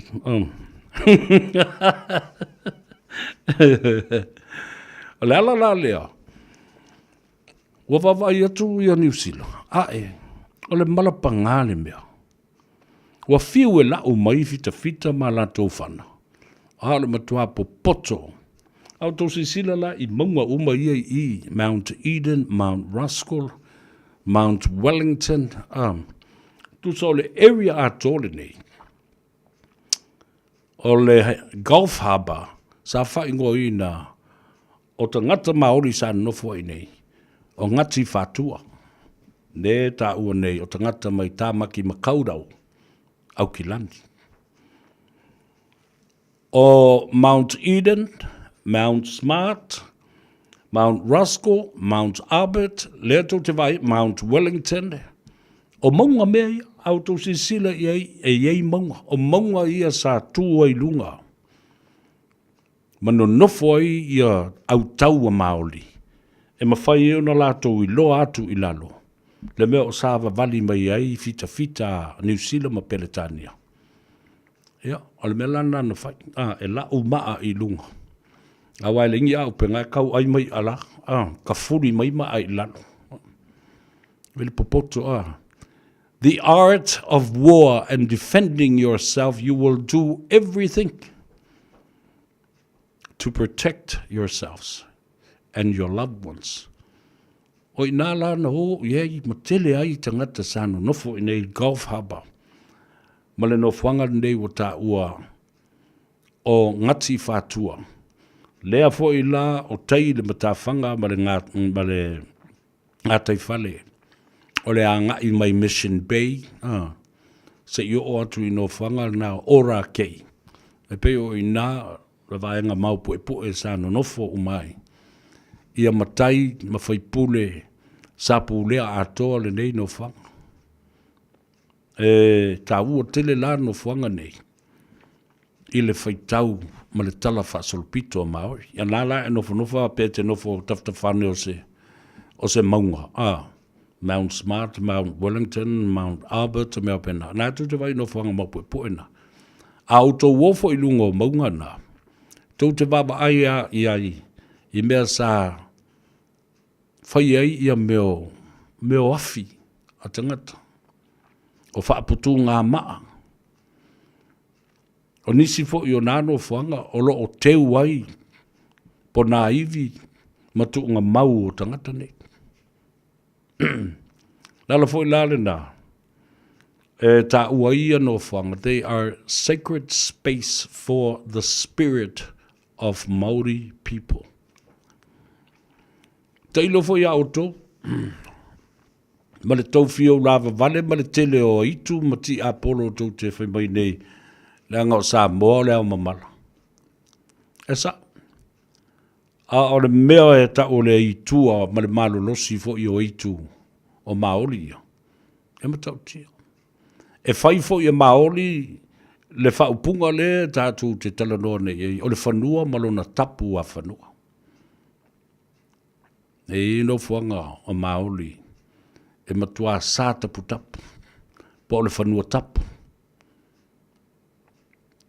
E sā fui, e o ala le sā mua lako, I ngana ngukia o miele, e se aiku o Maori. I iwi e mau whela I ngā. E wala ko ke fia ula I no whanga. Yo e sā no fo ia e tangata Maori. Baba ai atua ia te tai o le atunu o mawhai whiau. E le mawhai ta tātā I la lo le a mio Maori pe a o le teimi o le a pingi. Ia nā fo I e teimi e whaalata I a Maori ia le telo fita fita. E whai I le pulu o Maori. Ai le loa. O le sengi, o le mai leile la whai. Wha inu ai e meo fita e to fisa fulu. Ia umalom kwa fasi wha moa ka pingi e ngā. Ai o ma ave whana. Ia.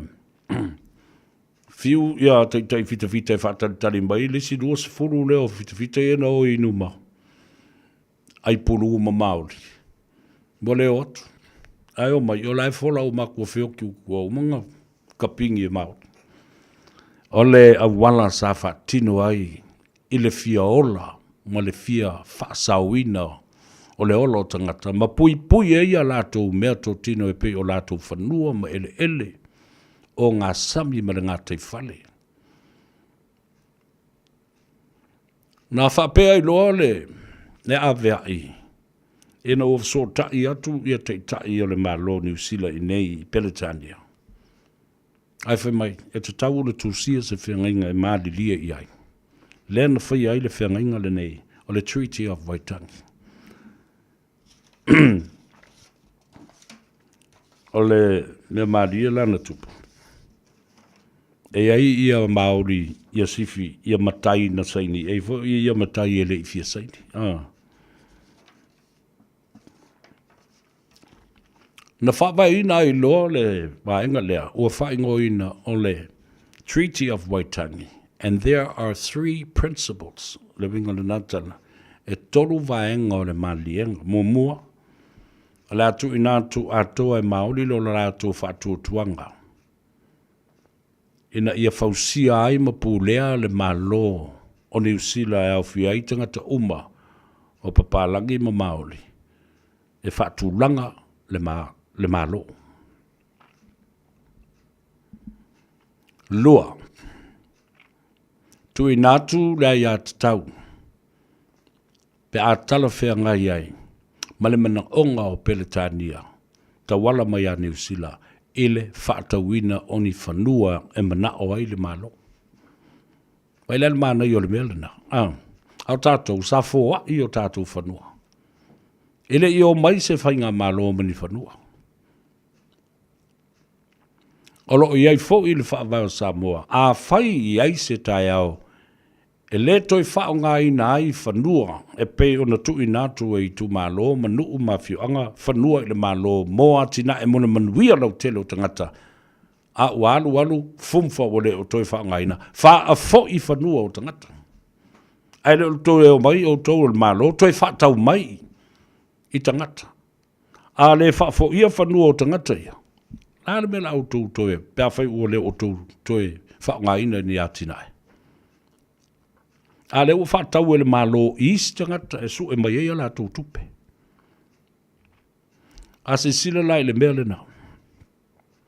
E ia lona tūlanga wha le tonu ma wha noa noa ai. Awa o whanua o i tū malo manu. A lea la o le a toi whaatau is tangata ese. No mai lola i leo tangata ese na ua maua le lātou eka po le kwaka eka po le afa eka po le eka atoa i to tonu o le li o leo whanua o le nu umale i tūmalo. Wa no foi e tangata ese. E o mai foi. E a mio pa a e le kea whape o lātou whanua o mia sa loto. E winga pa a ma miu leanga e le wha longo le pule ngā li mwhai pule.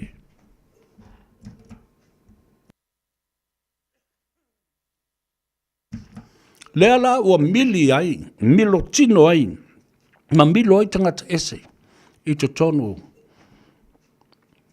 o le wha la puputonga le nuu. Le tausia tu la fono. Le amana ia le pulenga ma malua li mwhai pule. Le mea le nao. Ua tūlai mai. Wha mai oi, mako ke re whai ngu. O mako kupe i nga whakau e mako e le. O le mea le tau na whai e le tō whaare malo. Toi ave ia whanua o tangata. O le si whana vena. O whaatau nei atu lai le malo i a whanua i tangata o le nu. Peu toi whaafoi atu. A leo le nā fwoi u whaatau i tangata ese. E le nei ta i se furu lima. Lua se furu. Tolu se furu lima le kuaka eta lawe i nei. Tolu se furu lima afi. Ai tango le nā fwoi tangata ese ia po le tangata fwoi le nu. Toi whaatau watu i seisi tangata ese. Ele se lau lima se furu wafe, po le lua se lau wafe pe walata lava i le afa miliona. Le nei tamai eka. Tamai kuata eka. E matautia. La le vai fofo le meo. Vai fofo le na e tauina i eitu la fono e pasia ma toi tanga i msilisila ma teu. Ala le mele tu le mai. E le mawhaina whai se mea. O le pule le siusi ui le ulu o le mea. Pule le tamai whainu mera.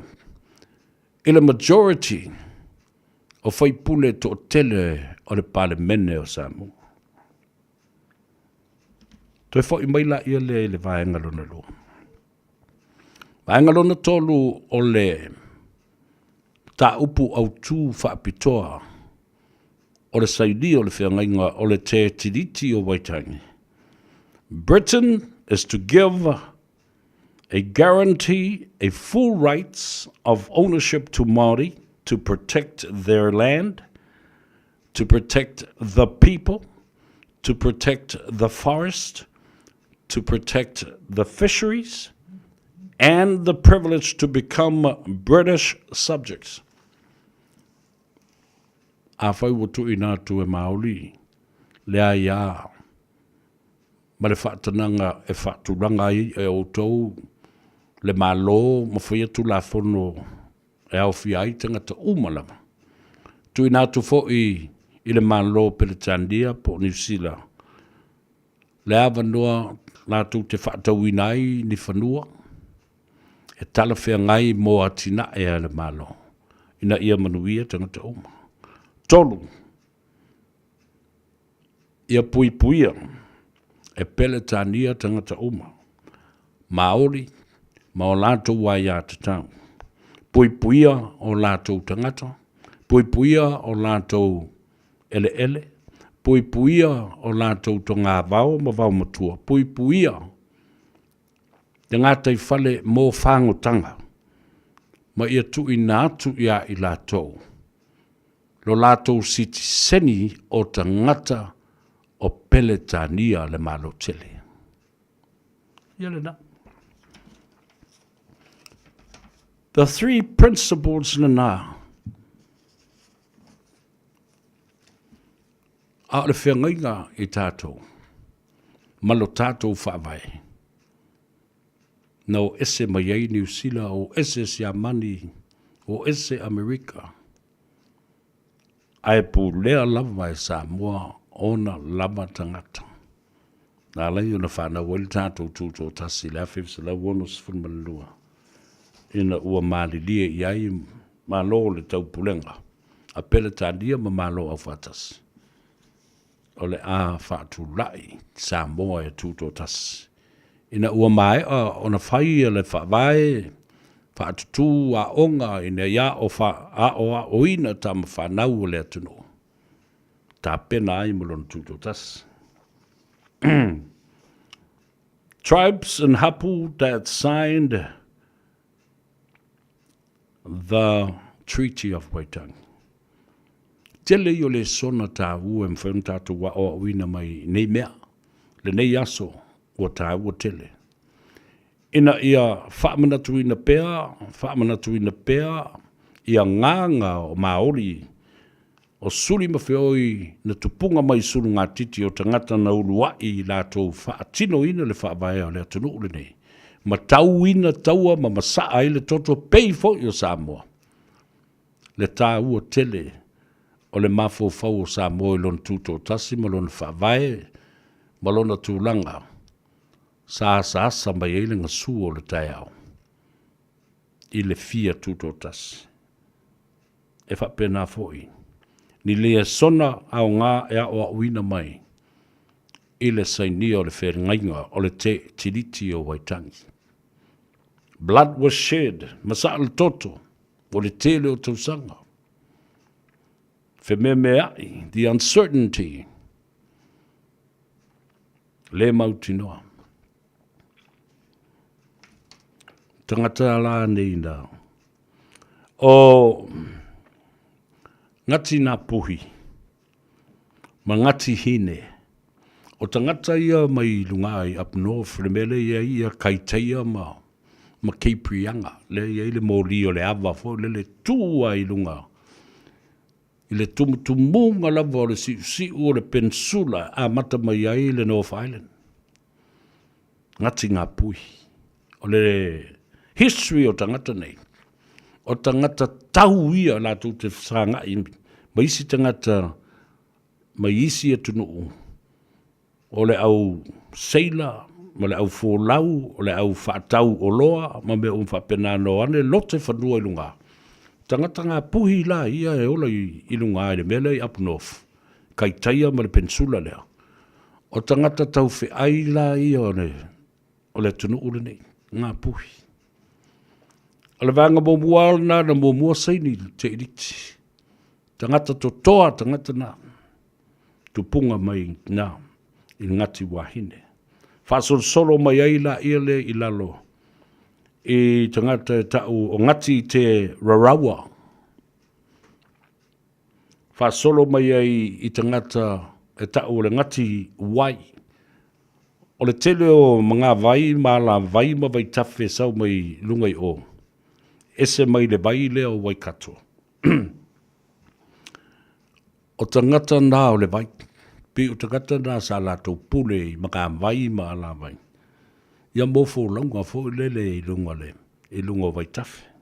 Tasi nā tangata na lātou saini. E lima se lau whase fulu i lātou na saini. Tau nuu mai loa la ia le i tangata lunga. O tangata uma i o mai mai lunga. O ngati tū wharetoa. Tasi lea tribe po o le i tu malo o Maori o tangata tau fo i lapa.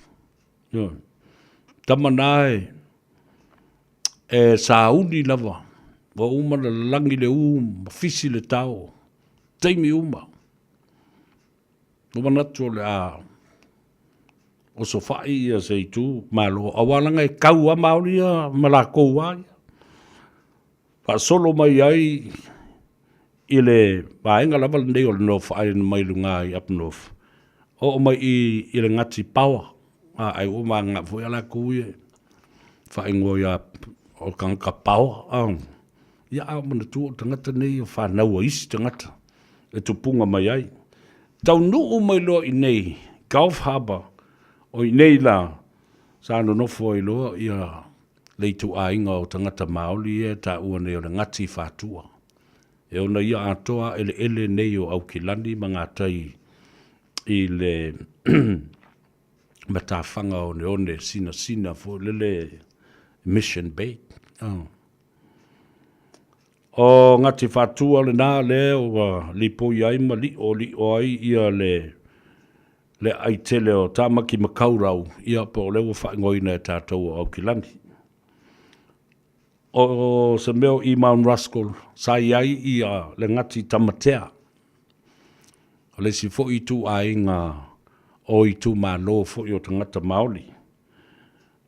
O i nālava e le mamau, Mount Ruskell sa iai ngati whanaunga. O nati tama oho, nati Rarawa, se i whasolo mai lo i nei Aukilani i saute. Lalo atua i Papakura, whasolo atua i Puke Kohe, alu atua i Hamiltone ma Waikato, ma le atu Waikato atoa ma le vai o Waikato. I sa no whai le tu a inga sili o le to tele, o le tu malo lea o Maori e tau o Tainui, o i fo i sa no whai le tupu le whato a maliwa tu nei, King Tui Tea, o i lava la sa tele ina ma fuli ai i le marusi anga. O le vai leo Waikato, pe o le vai tele lea, sa ola ai le tele o a fo i o i tu malo. Ma feo i ai ma mau ai fiso ta inga ma fe whaataua inga i le valea. Le ala fo i lea o le te tele o whanua o le tu malo lea o Maoli o Ngati Tainui.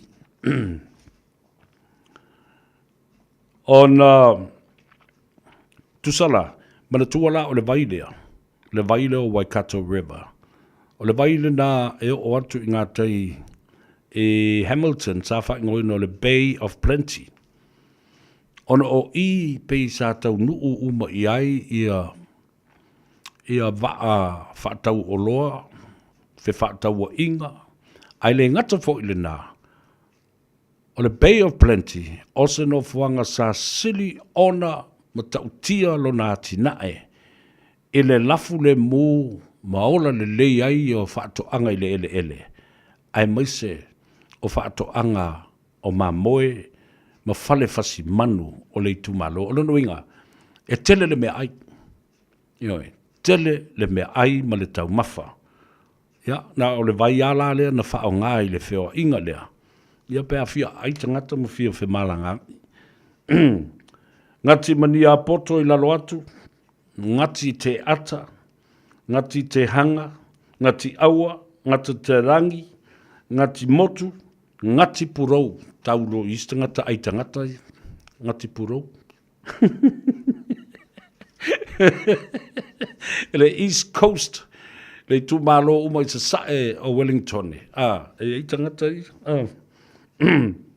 Tangata mata utia tangata ni. Ia nena. La tātou wo, ia tātou whāsili silanga. Ia manisi o tātou talafou I vai whanua. Ina wa tātou nulei tūlai ono, ile tautua mo oile si ufongo Samoa, le Radio Samoa, o whai atu, a very special tribute to the Treaty of Waitangi and a celebration of Waitangi Day today. Matau te whaia ni fo aroi le aso lava te fio mai ai I le Shine Dental, ai e inga whaapitoa. Matau te salia le Afterpay, Zip, Q Cards, whaapea wins quotes I le Shine Dental. E whaia fua whaatalanoanga ma le ACC I le Shine Dental. Le aise tongi mo whanau I le vao le se furulua I le se furuwalu tusanga I le Shine Dental. Talanoa mai le tongi ino le whainga o nifo I whaonga ai le Zip, Smile Now, Pay Later. Le aise tului I le Shine Dental. A fio mai le 5-5 Great South Road, Manukau, Bebala Aule, lua fitu ono fafa. Lua fitu ono fafa, mo le Shine Dental. Avia maua sosa, Omega Ka, Lianga Loi Moa, Omega Ka, Sabale Tau Mofie, Omega Ka, Fili Mai Loile, Omega Ka. Omega Cars, lua selau Cavendish Drive I Manukau, po le telefoni o iwa lua fitu 5 tasi lua. Susu mai Manukau ne, Omega Ka. Malole keisile Omega Ka. A whaia lo sa ili sea o ngā a mata molo walu. Aua loe te toi popole o le Galaxy Childcare e tele o na la lai au ki lani I saute. E toa tele whaia o ngā ngawaa o le a o ina le whanau e ia inga whapitoa pe a le sitala lo walu. Tolus fulu I tū la, free. A vanoa le vēna le a onga mo whemalanga inga le whanau, free. Maua mea aia le whanau, free. E ia inga whapitoa. Mo nisi whamatalanga, whafso tai le o lua tasi, o valu tolu, lua fitu, lua iwa fitu. Tana whanawha tia roa, ua te talaina neile o unanga e veni, mō whaatangwai au ki lani New Zealand. Numera tasi John Coulter Drive, I le Auckland Airport Shopping Centre. Tau whatawhatonu lava le warehouse ma le countdown. Lau whale o fula wiloa le e veni, Auckland Airport Shopping Centre. Tā lova Samoa, wau le nei o kāsu ti alu, awale sui ale ngila wau le ki o. A eva mai I le se furu 5 iwa kolu, a mō, Radio Samoa, vevela a.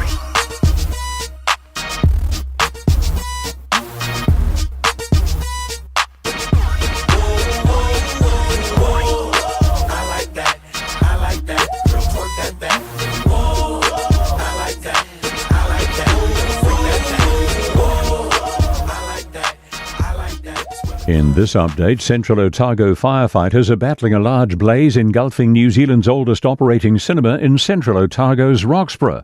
Authorities were called just before midday and 16 fire trucks were sent to the Roxburgh Town Hall. Fire and Emergency says the fire's contained and an investigator is now on site. Teviot Valley Councillor Sally Feineman says residents and businesses have also been warned to conserve water. The fire trucks actually went down to our local swimming pool this afternoon and started pumping water out of the pool. The cinema had been operating since 1897. New research shows 4 out of 5 New Zealanders want to see respectful discussion of Te Tiriti o Waitangi and race relations rather than political rhetoric.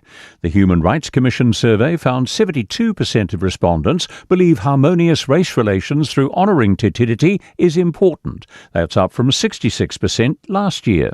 Indigenous rights governance partner Dale Takitimu says it's not necessarily down to the introduction of the Treaty Principles Bill. But there has been a growing awareness over the years about the position of Indigenous rights being part of the human rights that we're tasked with monitoring and the treaty itself. Police Minister Mark Mitchell has slammed a disgusting and cowardly incident in the Waikato after an officer was hit by a car. The officer was conducting inquiries at an address around 8 last night in Huntly when a vehicle hit them and a police car. The driver fled but was later arrested. The officer who was taken to hospital with moderate injuries. Mr Mitchell says they're working at pace with legislation on serious consequences for attacks on police and first responders. Police Association President Chris Cahill says deliberate incidents like this are not uncommon. A manhunt continues in Christchurch after a woman was critically injured in an assault on Stanmore Road.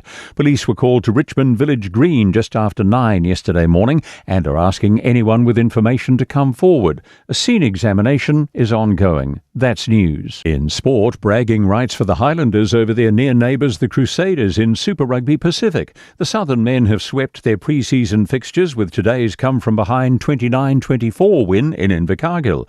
The Crusaders have now lost both their warm-up games. As the national men's cricketers begin their preparations for the Champions Trophy in Lahore, one of New Zealand's greatest has revealed he's pleased to have been able to watch the Black Caps' golden era play out. Sir Richard Hadley told Murray Deeker's Sporting Lives podcast he's been proud watching New Zealand's success on the global stage. The team of the 70s and 80s achieved some wonderful things, many firsts, and it was known as the glorious 80s. I'd say today that the team over the last few years has played in our golden era. That's sport. I'm Joe Gilfillan. Ia le nā o whaafonga le tunu ia tātou telefou I vai whanua le ngana peritania. Ia malipotia mai ei fo I le tūlanga o iai ia le sainia o le whengainga malona whaelonga ina. I le Bay of Islands, I le treat, I le vaenga o Waitangi. Ai usi mai o le whaafonga Samoa. Peo na o talatala ma whaeilo atu le whangatia I le teimi o solo I le amatanga o le tātou porkalame. I se teimi o le so. O le atu sa o tuai.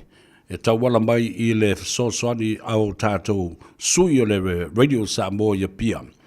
E tu sai ma le whaatalanoanga ma le whilo inga le fionga le tamaitai parebia.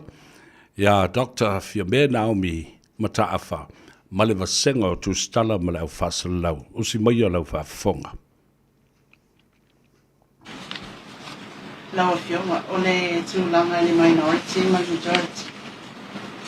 E toa te lea tunu o Pasifika ma tangata whaelangi o le wana no fo tato liso tato o tunu whaatu sai ai I le ai mai e le te tawana rule minority I le majority. Rana sila pia lau fionga e se tu la fono wala iona whaata o to whaapea le whainga I le pese se inga lea wa mawala fuai mawala ai la o fionga ma se wainga o le kapeneta, eta ian malo tu sapele ai le vai na to te lele fast. E te re lope mfaina faisap tala PSCL tu la fono mai. O le tu la fono ai o tu la fono. Ai se pai tu la tala meleta o le minority government. E le o se mea fou le meleta o le minority government. Na tasi al mea o fou ai foi se matati a Samoa. O le tulanga masani o minority governments ona o le tele o parti e ona tu fatasi la e le o parti e ai o le parti autu ai e le o atoa le o le majority ala o le malienga ai si parti o la to le la fa o wina e le maro e tai e foi la se tulanga fa penal mele tu poia tato o le mela le fai isina ese o tatou e le fa pe ono le teleopati ai o le ese esenga o le majority party e fai fola o tele lopo fel tu la fono le te fai mai o le fa vai po le tu la fono fenga palot o tu la fono fa vai le ma fuaina na fa o nga le palmene le tulanga le wi man to foi le man la afapi an fapi e to tililla to numera nairo e o mai fa tu le votes of no confidence ya o te lo foi le se talavane e para ai un mai to foi faina palota le ala o tu mai ata ita ina ina o fioma le winga la ofisibi o le ale le tulanga sa tau ne wa pe o tula fono le wa le atato te tai e fatula mai na te inga malo te nei well fai foi na fa pese tala il tula fono ai foi le tatano il mela il tula fono O lau vai i le tūlafonu, o lai pui pui le tūlafonu, i le mea tau o le malo. Foi le whaingofie, le aveseina o se malo. Ma o le si foi moni mau i le namea. A pa u le malo, e le avanua i le taitai. E whai atu loa le whautuanga i le ao le malo. E toi whai le si whai ngā parota. So, i lau titilo i whaat mawhau. E pe i le anganga foi lea o le tūlafonu. E pui pui le mea ta o le malo, o i la le malo, o le pule whaatonu. Ai sa oe, awa o le ai whai le tala, o le mele tupoitai, o numela. Ma me monia, ana atoa le numela, a le si vaenga o le mato. E wo e sui. Ai, i le nafo i asui. A pa unu malo, o la i le avanoa, e whai atua i loa. Ia tato e o loa e sa ili mai whina ngā o le atunu. Ia, pe ese ala le au wala. Ai tasi al tau nunga e ono o iai. O le toi o e whai parot. Tau fionga e le mawhai anga makafi le au le e wha maru nei. I tono le atunu mga upule ngā maru. Onga le malepe le tō vai ngā whau.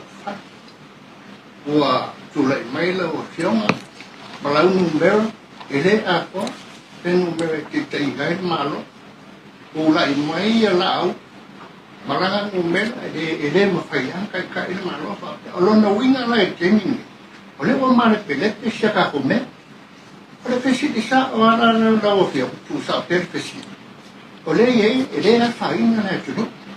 O le voi whapea mai maka o a tunu o le ralangi e le kau ke suru iai. Kau ke fia ola iai. E mo mai i se kupe. E kau ke ola. Le whapea mai. O nwena le kau mai e le la kou vai. O le malo ma le pele. O le aku mai ana whapea ai le whaito se paroka. So fsiri atua.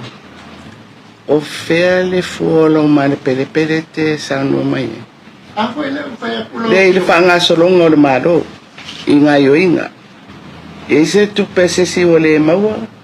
E se au nanga o le mwhai ona whaatino. Lale tinga ino le tunu ule iai. E o ba o ele ke whai mai o ma le pelepe o le le. Oe le whaatua tuanga o le numero e ki tate inga i malo. Le kusa o parvisito o fio. E le o ia la auri le akuanga. E le o ia kuila e pamana ko waena. Kusa la o tūlanga le o e le malo. O malete, o mene. E le ropo ai le kai o tato malo. A le hapea mai maka o atunu i whafo. Le kau ki whiwheola ia. E mau o mei ku. Le kai a whainga la atunu. E se fua mai la. Se kau mai i lau mauna o mai. O tupu le meluna. E se kupe o le mau. Le ai. Foi le ai, o le te fisili atu. Awa, o le ai whaawa o le malo. Ongo le a, o le fina ngalo o le parmene la itai. Le au te whai atua. E whai lo le tonu itai. E whai la ele o le mena te manao ai.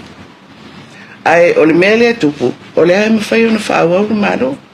Ai, ina le ia me pe utinga ina le tonu o mare perepe. Whea le fua o le meluna. Lau fio, renga whai lau forsanga i le parmene. Ka kia ku pera e parmene. Whai mai la tau whai o. Ai, hai ka sira fia lei e lau fio. Le ai se fai pure fia e se fai nei e ale fai se paloka. Le fai komportiki. Ale tina ina la tunu. Le ala meu le fai se fai unga name. Le ai, o lau whawinga ina lana. O lau whawinga ina. O lau ai ele marienga e ui ele whaaleo. E whaawau pea le fai ngā malo i le pule whaatonu. Awa o le mea alina sa tatou sawa. A o le mea lea o lo fai mai ua malepe, ua le mawani whaamanuianga, ua tinga ina le tunu. Whea fua. E se mai e tinga ina o tangata e whaali o lato manatu mwhina. A e kuli loa mo le mea o le ngā ruenga whaan malo. Ma le whaatinonga le au nanga malo. What's not working? Tell me.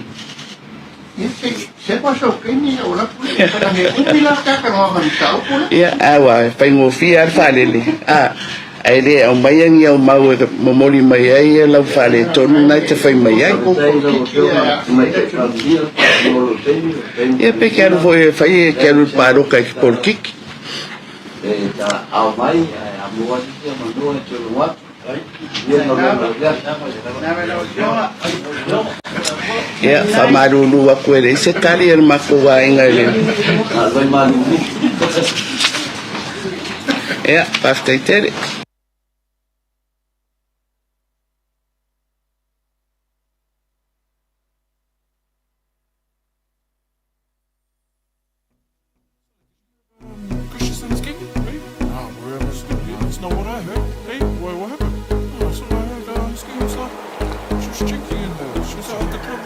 Se fatalo fat.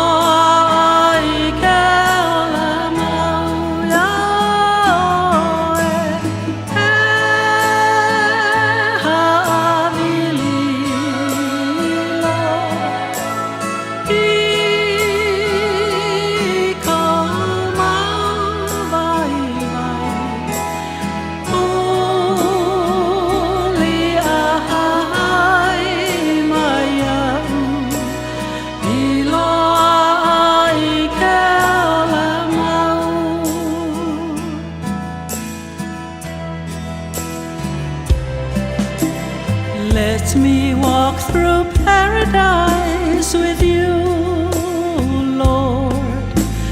Take my hand and lead me there.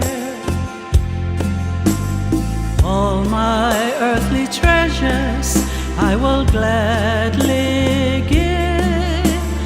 Teach me how to love and how to share. Greed and lust and vanity were mine, Lord.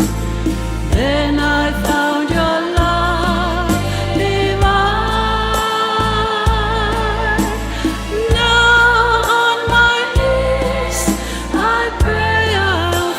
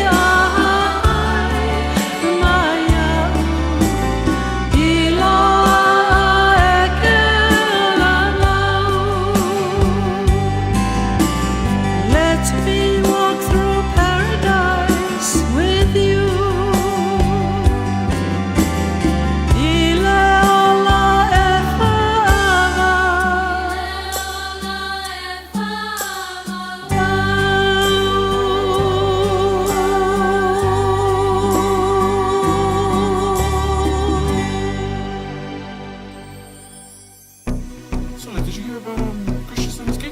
Hey? Well, that's not what I heard. Hey, what happened?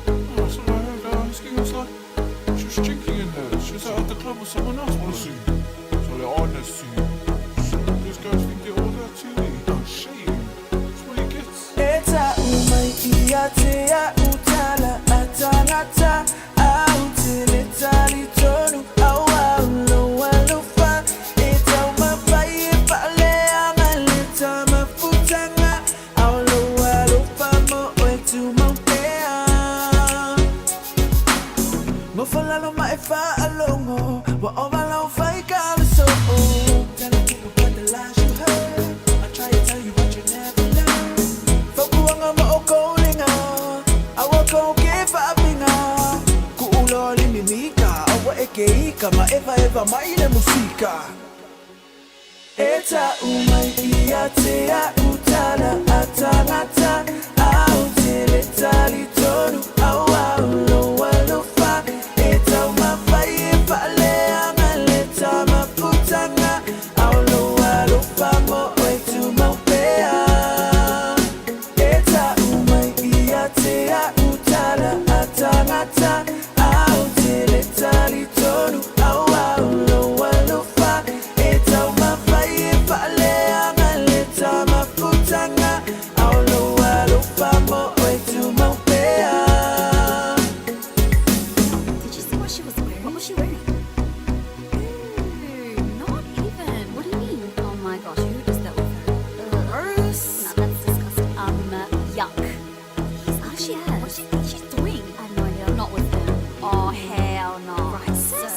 Come on. That's it. It don't matter what they say, 'cause they will never understand. There's always that one person talking about my man. They be tripping, saying this and that, but we don't listen. So we paying them no mind. My baby, we just on that grind. Oh, you can take your negativity about it here. Only got room for positivity, that's all I hear. And need to get me through this night I have with you. Nakuuloli mimika, awa ekeika, ever mind the musika. Eta umai iatea utala atangata autele tali tonu awaulo walofa eta umafai pale amaleta mafutanga aulo walofa mo oitu maupea eta umai iatea utala atangata autele tali tonu awaulo walofa eta umafai pale amaleta mafutanga. Ia le na ua silo bio ma whaafonga ma mai mua fo i Samoa i le tūlanga sa iai i le whaataliteringa o le whailo inga le whiunga le tamaitai pālemia ia ma le vasenga o le au tustala ma le au whaasalena ta mo oe mai ue pe ana ta iai o le sui o le tātou leiti o le whiunga a lilu mai ava maina mai le sa tau fai atu so na whiringalo ma amatua i fo ia ana Vasili na whapena fo i leo na so o maleu so ia pio sioa tangata nei wo lewa fo i na mātou ngā lulue i le nei ngā luenga i le tēle o tausanga o mawai a mese fo i le taalonga la kapi a o taalo mai fo i la i le au o le tātou nuu i vaiala a o taalo atu i le au o mota ia mala ngā luenga le nei o la tilo i le whailo inga lea. Pe e fōlinga mai o se vaenga wha sama noa fo i lea. I le vaai ma lau lava mai tau o stangata tu stala sinia o stangata wha salau sinia. O mea mua i lau mai tau i le Vasili lea o le minority government. Ma le pulea e se vaenga to i titi wana o le pule whaatonu, ai leo ato o toa foi. Wana o le tawaitai pālebia manisi o ministai to sfulman wha. E leo ato foi le pule whaatonu pe a whai e leo iai. Ma minista lango o le kabineta, e ui lawan le iai fono o le fono whaatonu matulanga whapena. Ai a e tilo le whainu mera, leo lo tala noa atuai. O I e ala atuai se fesili. Ta tia ia le bata upu lea na fesili ai pio sioa. E winga ua male pelepe, a ole mea moni, o lo o toa ia mata upu te tele. O mata upu le tala no mai ele fionga te maitai palemia. Small, normal operations. O te tongi o tangata o lo o alu pea, te tongi o tangata o lo o ngā ioi pea, whaululunga o mata ngā ruenga. In a normal process, every daily life. We are talking big issues. Ma leale me wale na ubi o na ta oto le fono fato ato e fono le asolus fulma le limo na masino februari. La uma le tausanga. La uma le masina. Po se whainga fo I lea tactic fatau wale time. Are we buying time? What are we buying time for? Why are we so slow in terms of making decisions? And we are talking about big decisions. We're talking about big issues here. Aola ina pasia, la mo tua ina pasia, matala no ina. Ia o mata upo le tala o le tupe. O le teuteunga o tu la fono o whaamsinonga, whanua mswafa. Teuteunga o whaamsinonga, o soringa tu la fono, o le tuu whaatasia. I lalo le whaamalu o tasi. Ma toi au mai ia le tātou tūla whona tuai o le tasi lea whaiva se lau wansuma le tasi o le whaamsinonga whanua mswafa. Ta upu ia. Awa a o I te tonu al pāremene. E le mawhai le sifurma le lima. Ona pasia. Le eise lua vai tolu. Le mawhai. E le vaenga la uli lana lua sifuru. Ona pasia. La le yona o whai atu. Why are we delaying? And it seems like a tactic of buying time. What are we buying time for? Nalme wala yo na fa tele ngese matau fiofi mamau pea. Le volan sa no le fionga te mai palemia. O le wa mali dia iai ai le I fa leoina. Olo no wingo. There was an unspoken deal that was done but hasn't been said out loudly. I'm a woman. Emma Tautia. Emma Tautia lava. Ile vaai atu. Ia ile mea lea. Awa o leo umana sound all to wait parmia. A whaila se malienga na whai o ai leo wha leo ina mai. Ai ao o lai le teibi pasi ai mata upu te tele ia. Elfi ai ia tula whano le whamsinonga. Te unga whainga o palota. Whainga palota. Nāle mea ua umiai. Ia o se minatu whatau wa ale nā. O le tātou tasi le miliona o le poloketi. O whai o pēa le nā mata upu e whaamatuu ai loa. Wa lea o le o atoa se vaianga o le. O le komiti o le fodo o tupe lea, komiti o tupe lea na uwhaalongolonga tunei ai. O le atoa se kolama po le quorum me whaatino ai.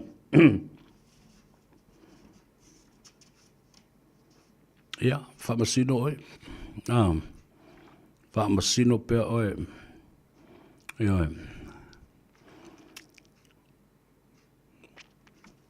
ai tātou tālia awa le a samana il tātou talaroanga I le waitangi matulanga whapena.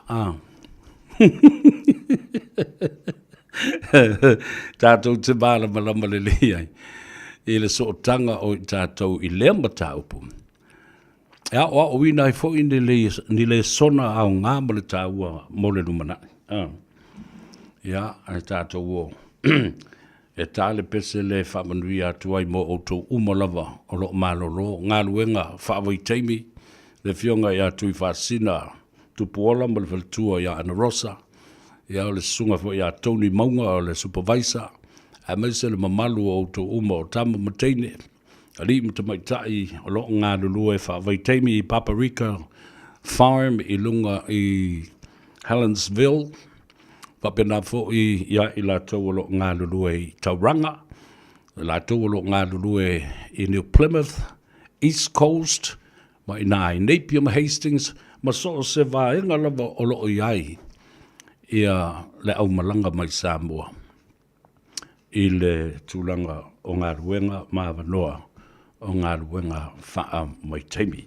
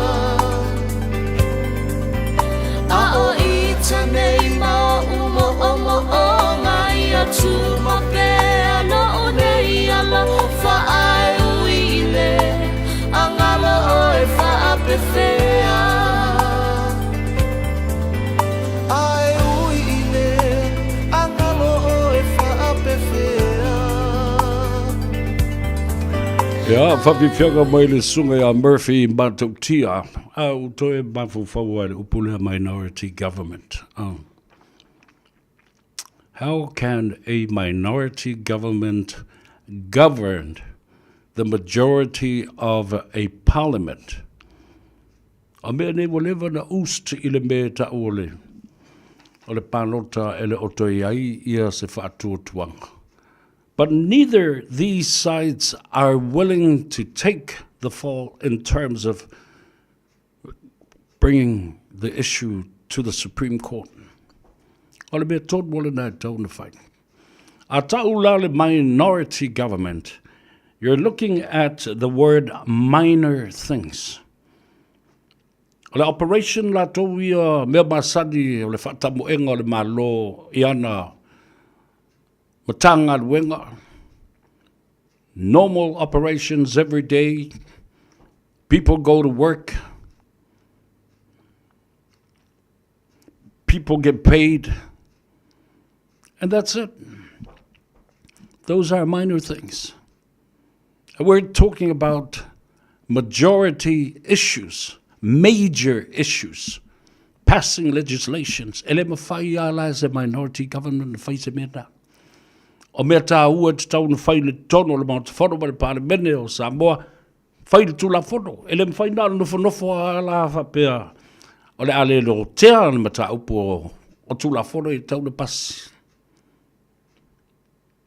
Nā le umbi nā lea, o le a drag ai whapea le mea lea. Toso ai lava la i le whapea. Toso. Lono winga. Ele ai lani ngā luenga le whono i tue whaia. Le ai se tūla whono i tue pasia. Le ai se tūla whono i tue tala noina. Wana o ni anai li poti ma mea whapea nā. E tau na lotea. Ai asa o noanga whaamin star ale fionga le tumai tai pārmia wa umana ta oto i laulau a whono e iai le tai au. Ona tala lea ma whelafua i ai fina ngalo ma le tō whai tonu al mauta. Wale ma whaina nā mea e avea ma agenda ma pepa al pārmia e tala doina i se taimi lata mai. Ala le mea wa whaatiu tala loa ai ma wha umi le taimi o malo longa o le whono. Whaato ato e usu le aso luas fruma le 5 o Februari. Wa uma le masina. Yo. Na o nai motu ngā awha e watu e ta oto atu i tawhatafu ala o whionga le tamai tai pāremia. Ia ma le whaafonga anga fo i le atunu. O mea tā ua e te tau na whasiri ai. Pe ma fua sea. O lea la o taunu mai nei. O lea la lesi ngā ruenga lea o lea whatino. E iai ni mata upu o ngaonga e te tau o na pasia mana o mia ai. Le au whaatasi po le tutu whaatasi o le vaenga le malo. Ma le vaenga la auli. Wa leo uman sao no la auli. E le iso na langona e manatu. Ina ia ave le mata upu le tu la fono. Le la o whanongolonga o te fo. Whapea mai ia le fionga i le sunga ia tula e polo o te ia le tua angai. Ia.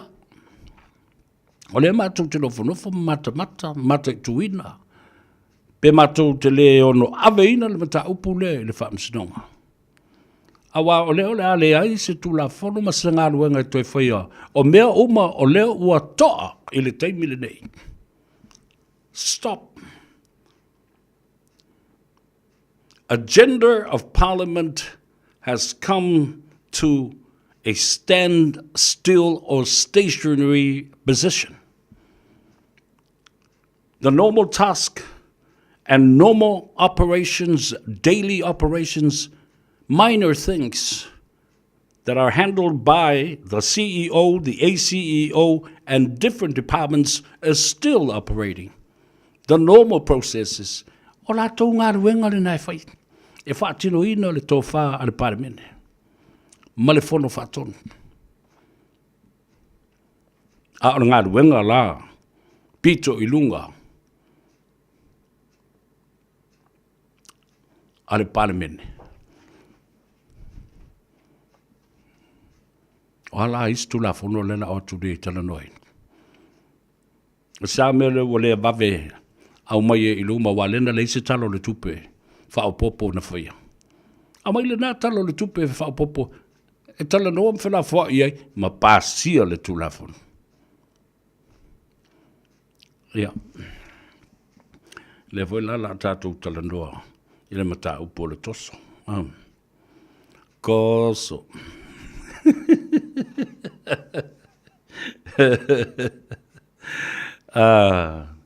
Okay.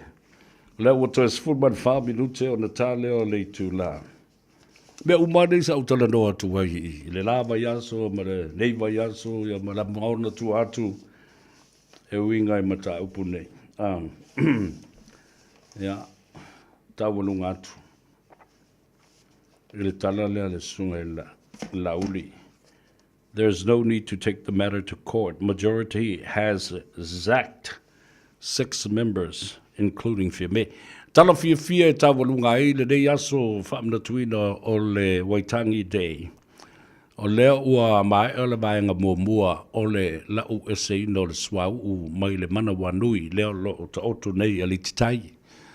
Ia mai tolu se lau fase fulu wafe lita o le swau u mai o na pamu ese ina mai. Ia o no winga wa mata o na mama o na o tu uilunga le lakisi. Ia ma ave ina tu lua fo I mata utu e utu. Ia mata mawhai e vai mama esele. Ia le swa vai mai le swa u lena mai. Ia ma au te lua e longa toi hao ngā le nā swa u. Na pau le meo le suo se me ave e wha tam iai. Ia ma tia iai la oilo e tangata le whainga e whai ia waste products wha pēr wha lenga I nai ia le sisio manga e me se fo I o ngā sami. Ma mea e nonofo ai ia ma fingota.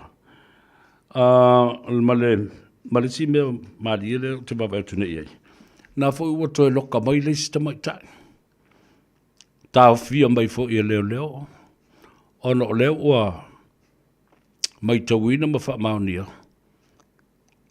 Mawai fo I nā ma pepa aisa. Mai fo ringa mai alika mai ka ele lo kuka aisa. Aise a lava. Aise a lava. Ua whai e lava I lea taimi ma maua o tau tina mta mai tai. Maua. Nei fo I seisi o swa inga leo e maua lava. Tau tau whaafonga le tala Donald Trump na whai le. Lea son nafi. Ina ua mai o na tala noa ma le Balemia o Israelu Netanyahu. The United States and America and I, the president, and I'm taking over Gaza Strip. Where vai do? Never mai o yele la pulea le. La ave America. So loia o mai lalo fale. O tonu o Palestina ma tonu o Gaza Strip. La ave fa malosi ele malo America. So le ka fifi. Do you think the people will just sit around and have a look and laugh while Donald Trump are saying these words? O pui e whai te malo nei, nā whita I o tangata. Malamatia e soifua o tangata Amerika, sit seni o lo no nofo isi e tunu. O lo no nofo I sa e tu tutonu. E matau tia lava, e matau tia lava.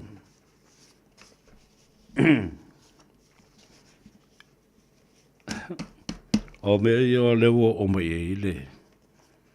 Ia mea o whautanga. Te tai o malo. Mata mea Donald Trump. The reflection of these actions and stupidity. Stupid.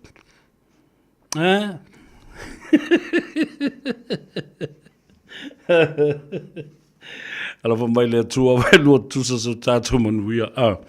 A me te ngata ua whai o le ini ba fau. Wa e sere mea lea ua tā ina iai. Ai ana alolofa moni le atunu o wa leo I loa. O le autu uma o mea o le pasio tu la fono I tono le mauta.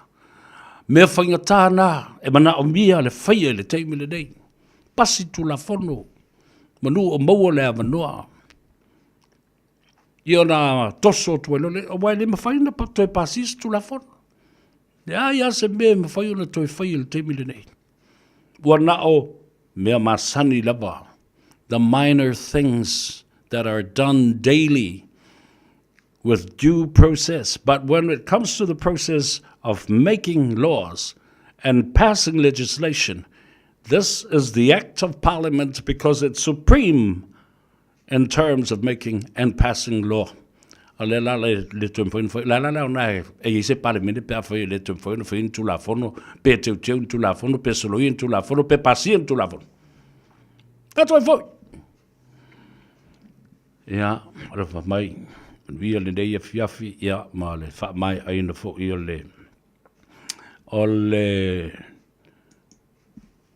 fa ilonga inda ole tatu aso ole Treaty of Waitangi ia atu ua outou i le pese lea sa vea. Whamangalo se leo leo au na tātou whiloa i lea soa tai au i na ua ngā ngaifo whaivo Samoa ia whapena fo i on whamangalo se leo. Ai sanga iane ai o le tai whiloa inga lo tātou ainga poto suri ma whio i o le swafa tū manu vau i le so ia ma le whaafotu o le wa ulu. I le fitalenga i le tulafa le lii i le swafa tū manu vau i poutasi i le aso atai au. Pese le ari a tau se vea whamanuia atu ai i le tātou atunuu ia whapena fui le mamalu o Samoa o loo mai boa ma tāpua i mai i atunuu i whafo. Le ataua sa vea le ua i li Al Harrington tu manu vau la vea soifua ma ia manuia.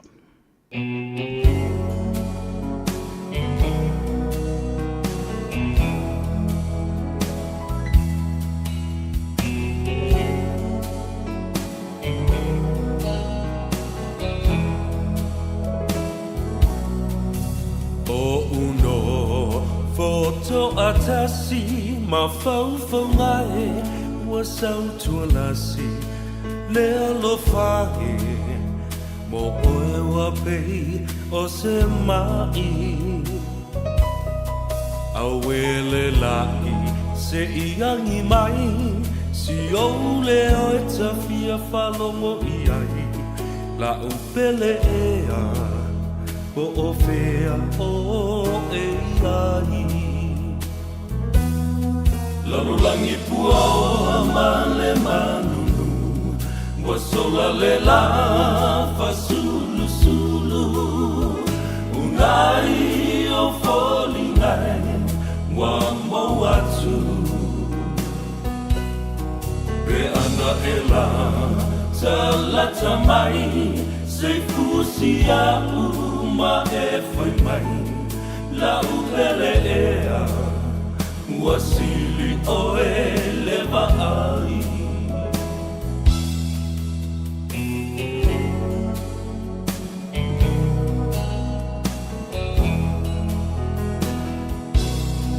E moni ai o Solomona o vai e telele tineia le lofa e sole sami ma le au e fe tafeai Le timu ngai se ito mai Wa o ngala lai le fia inu vai Fai mai e so tana Po o a upele ai Lalulangi pua o male manu Wa sola le la fasu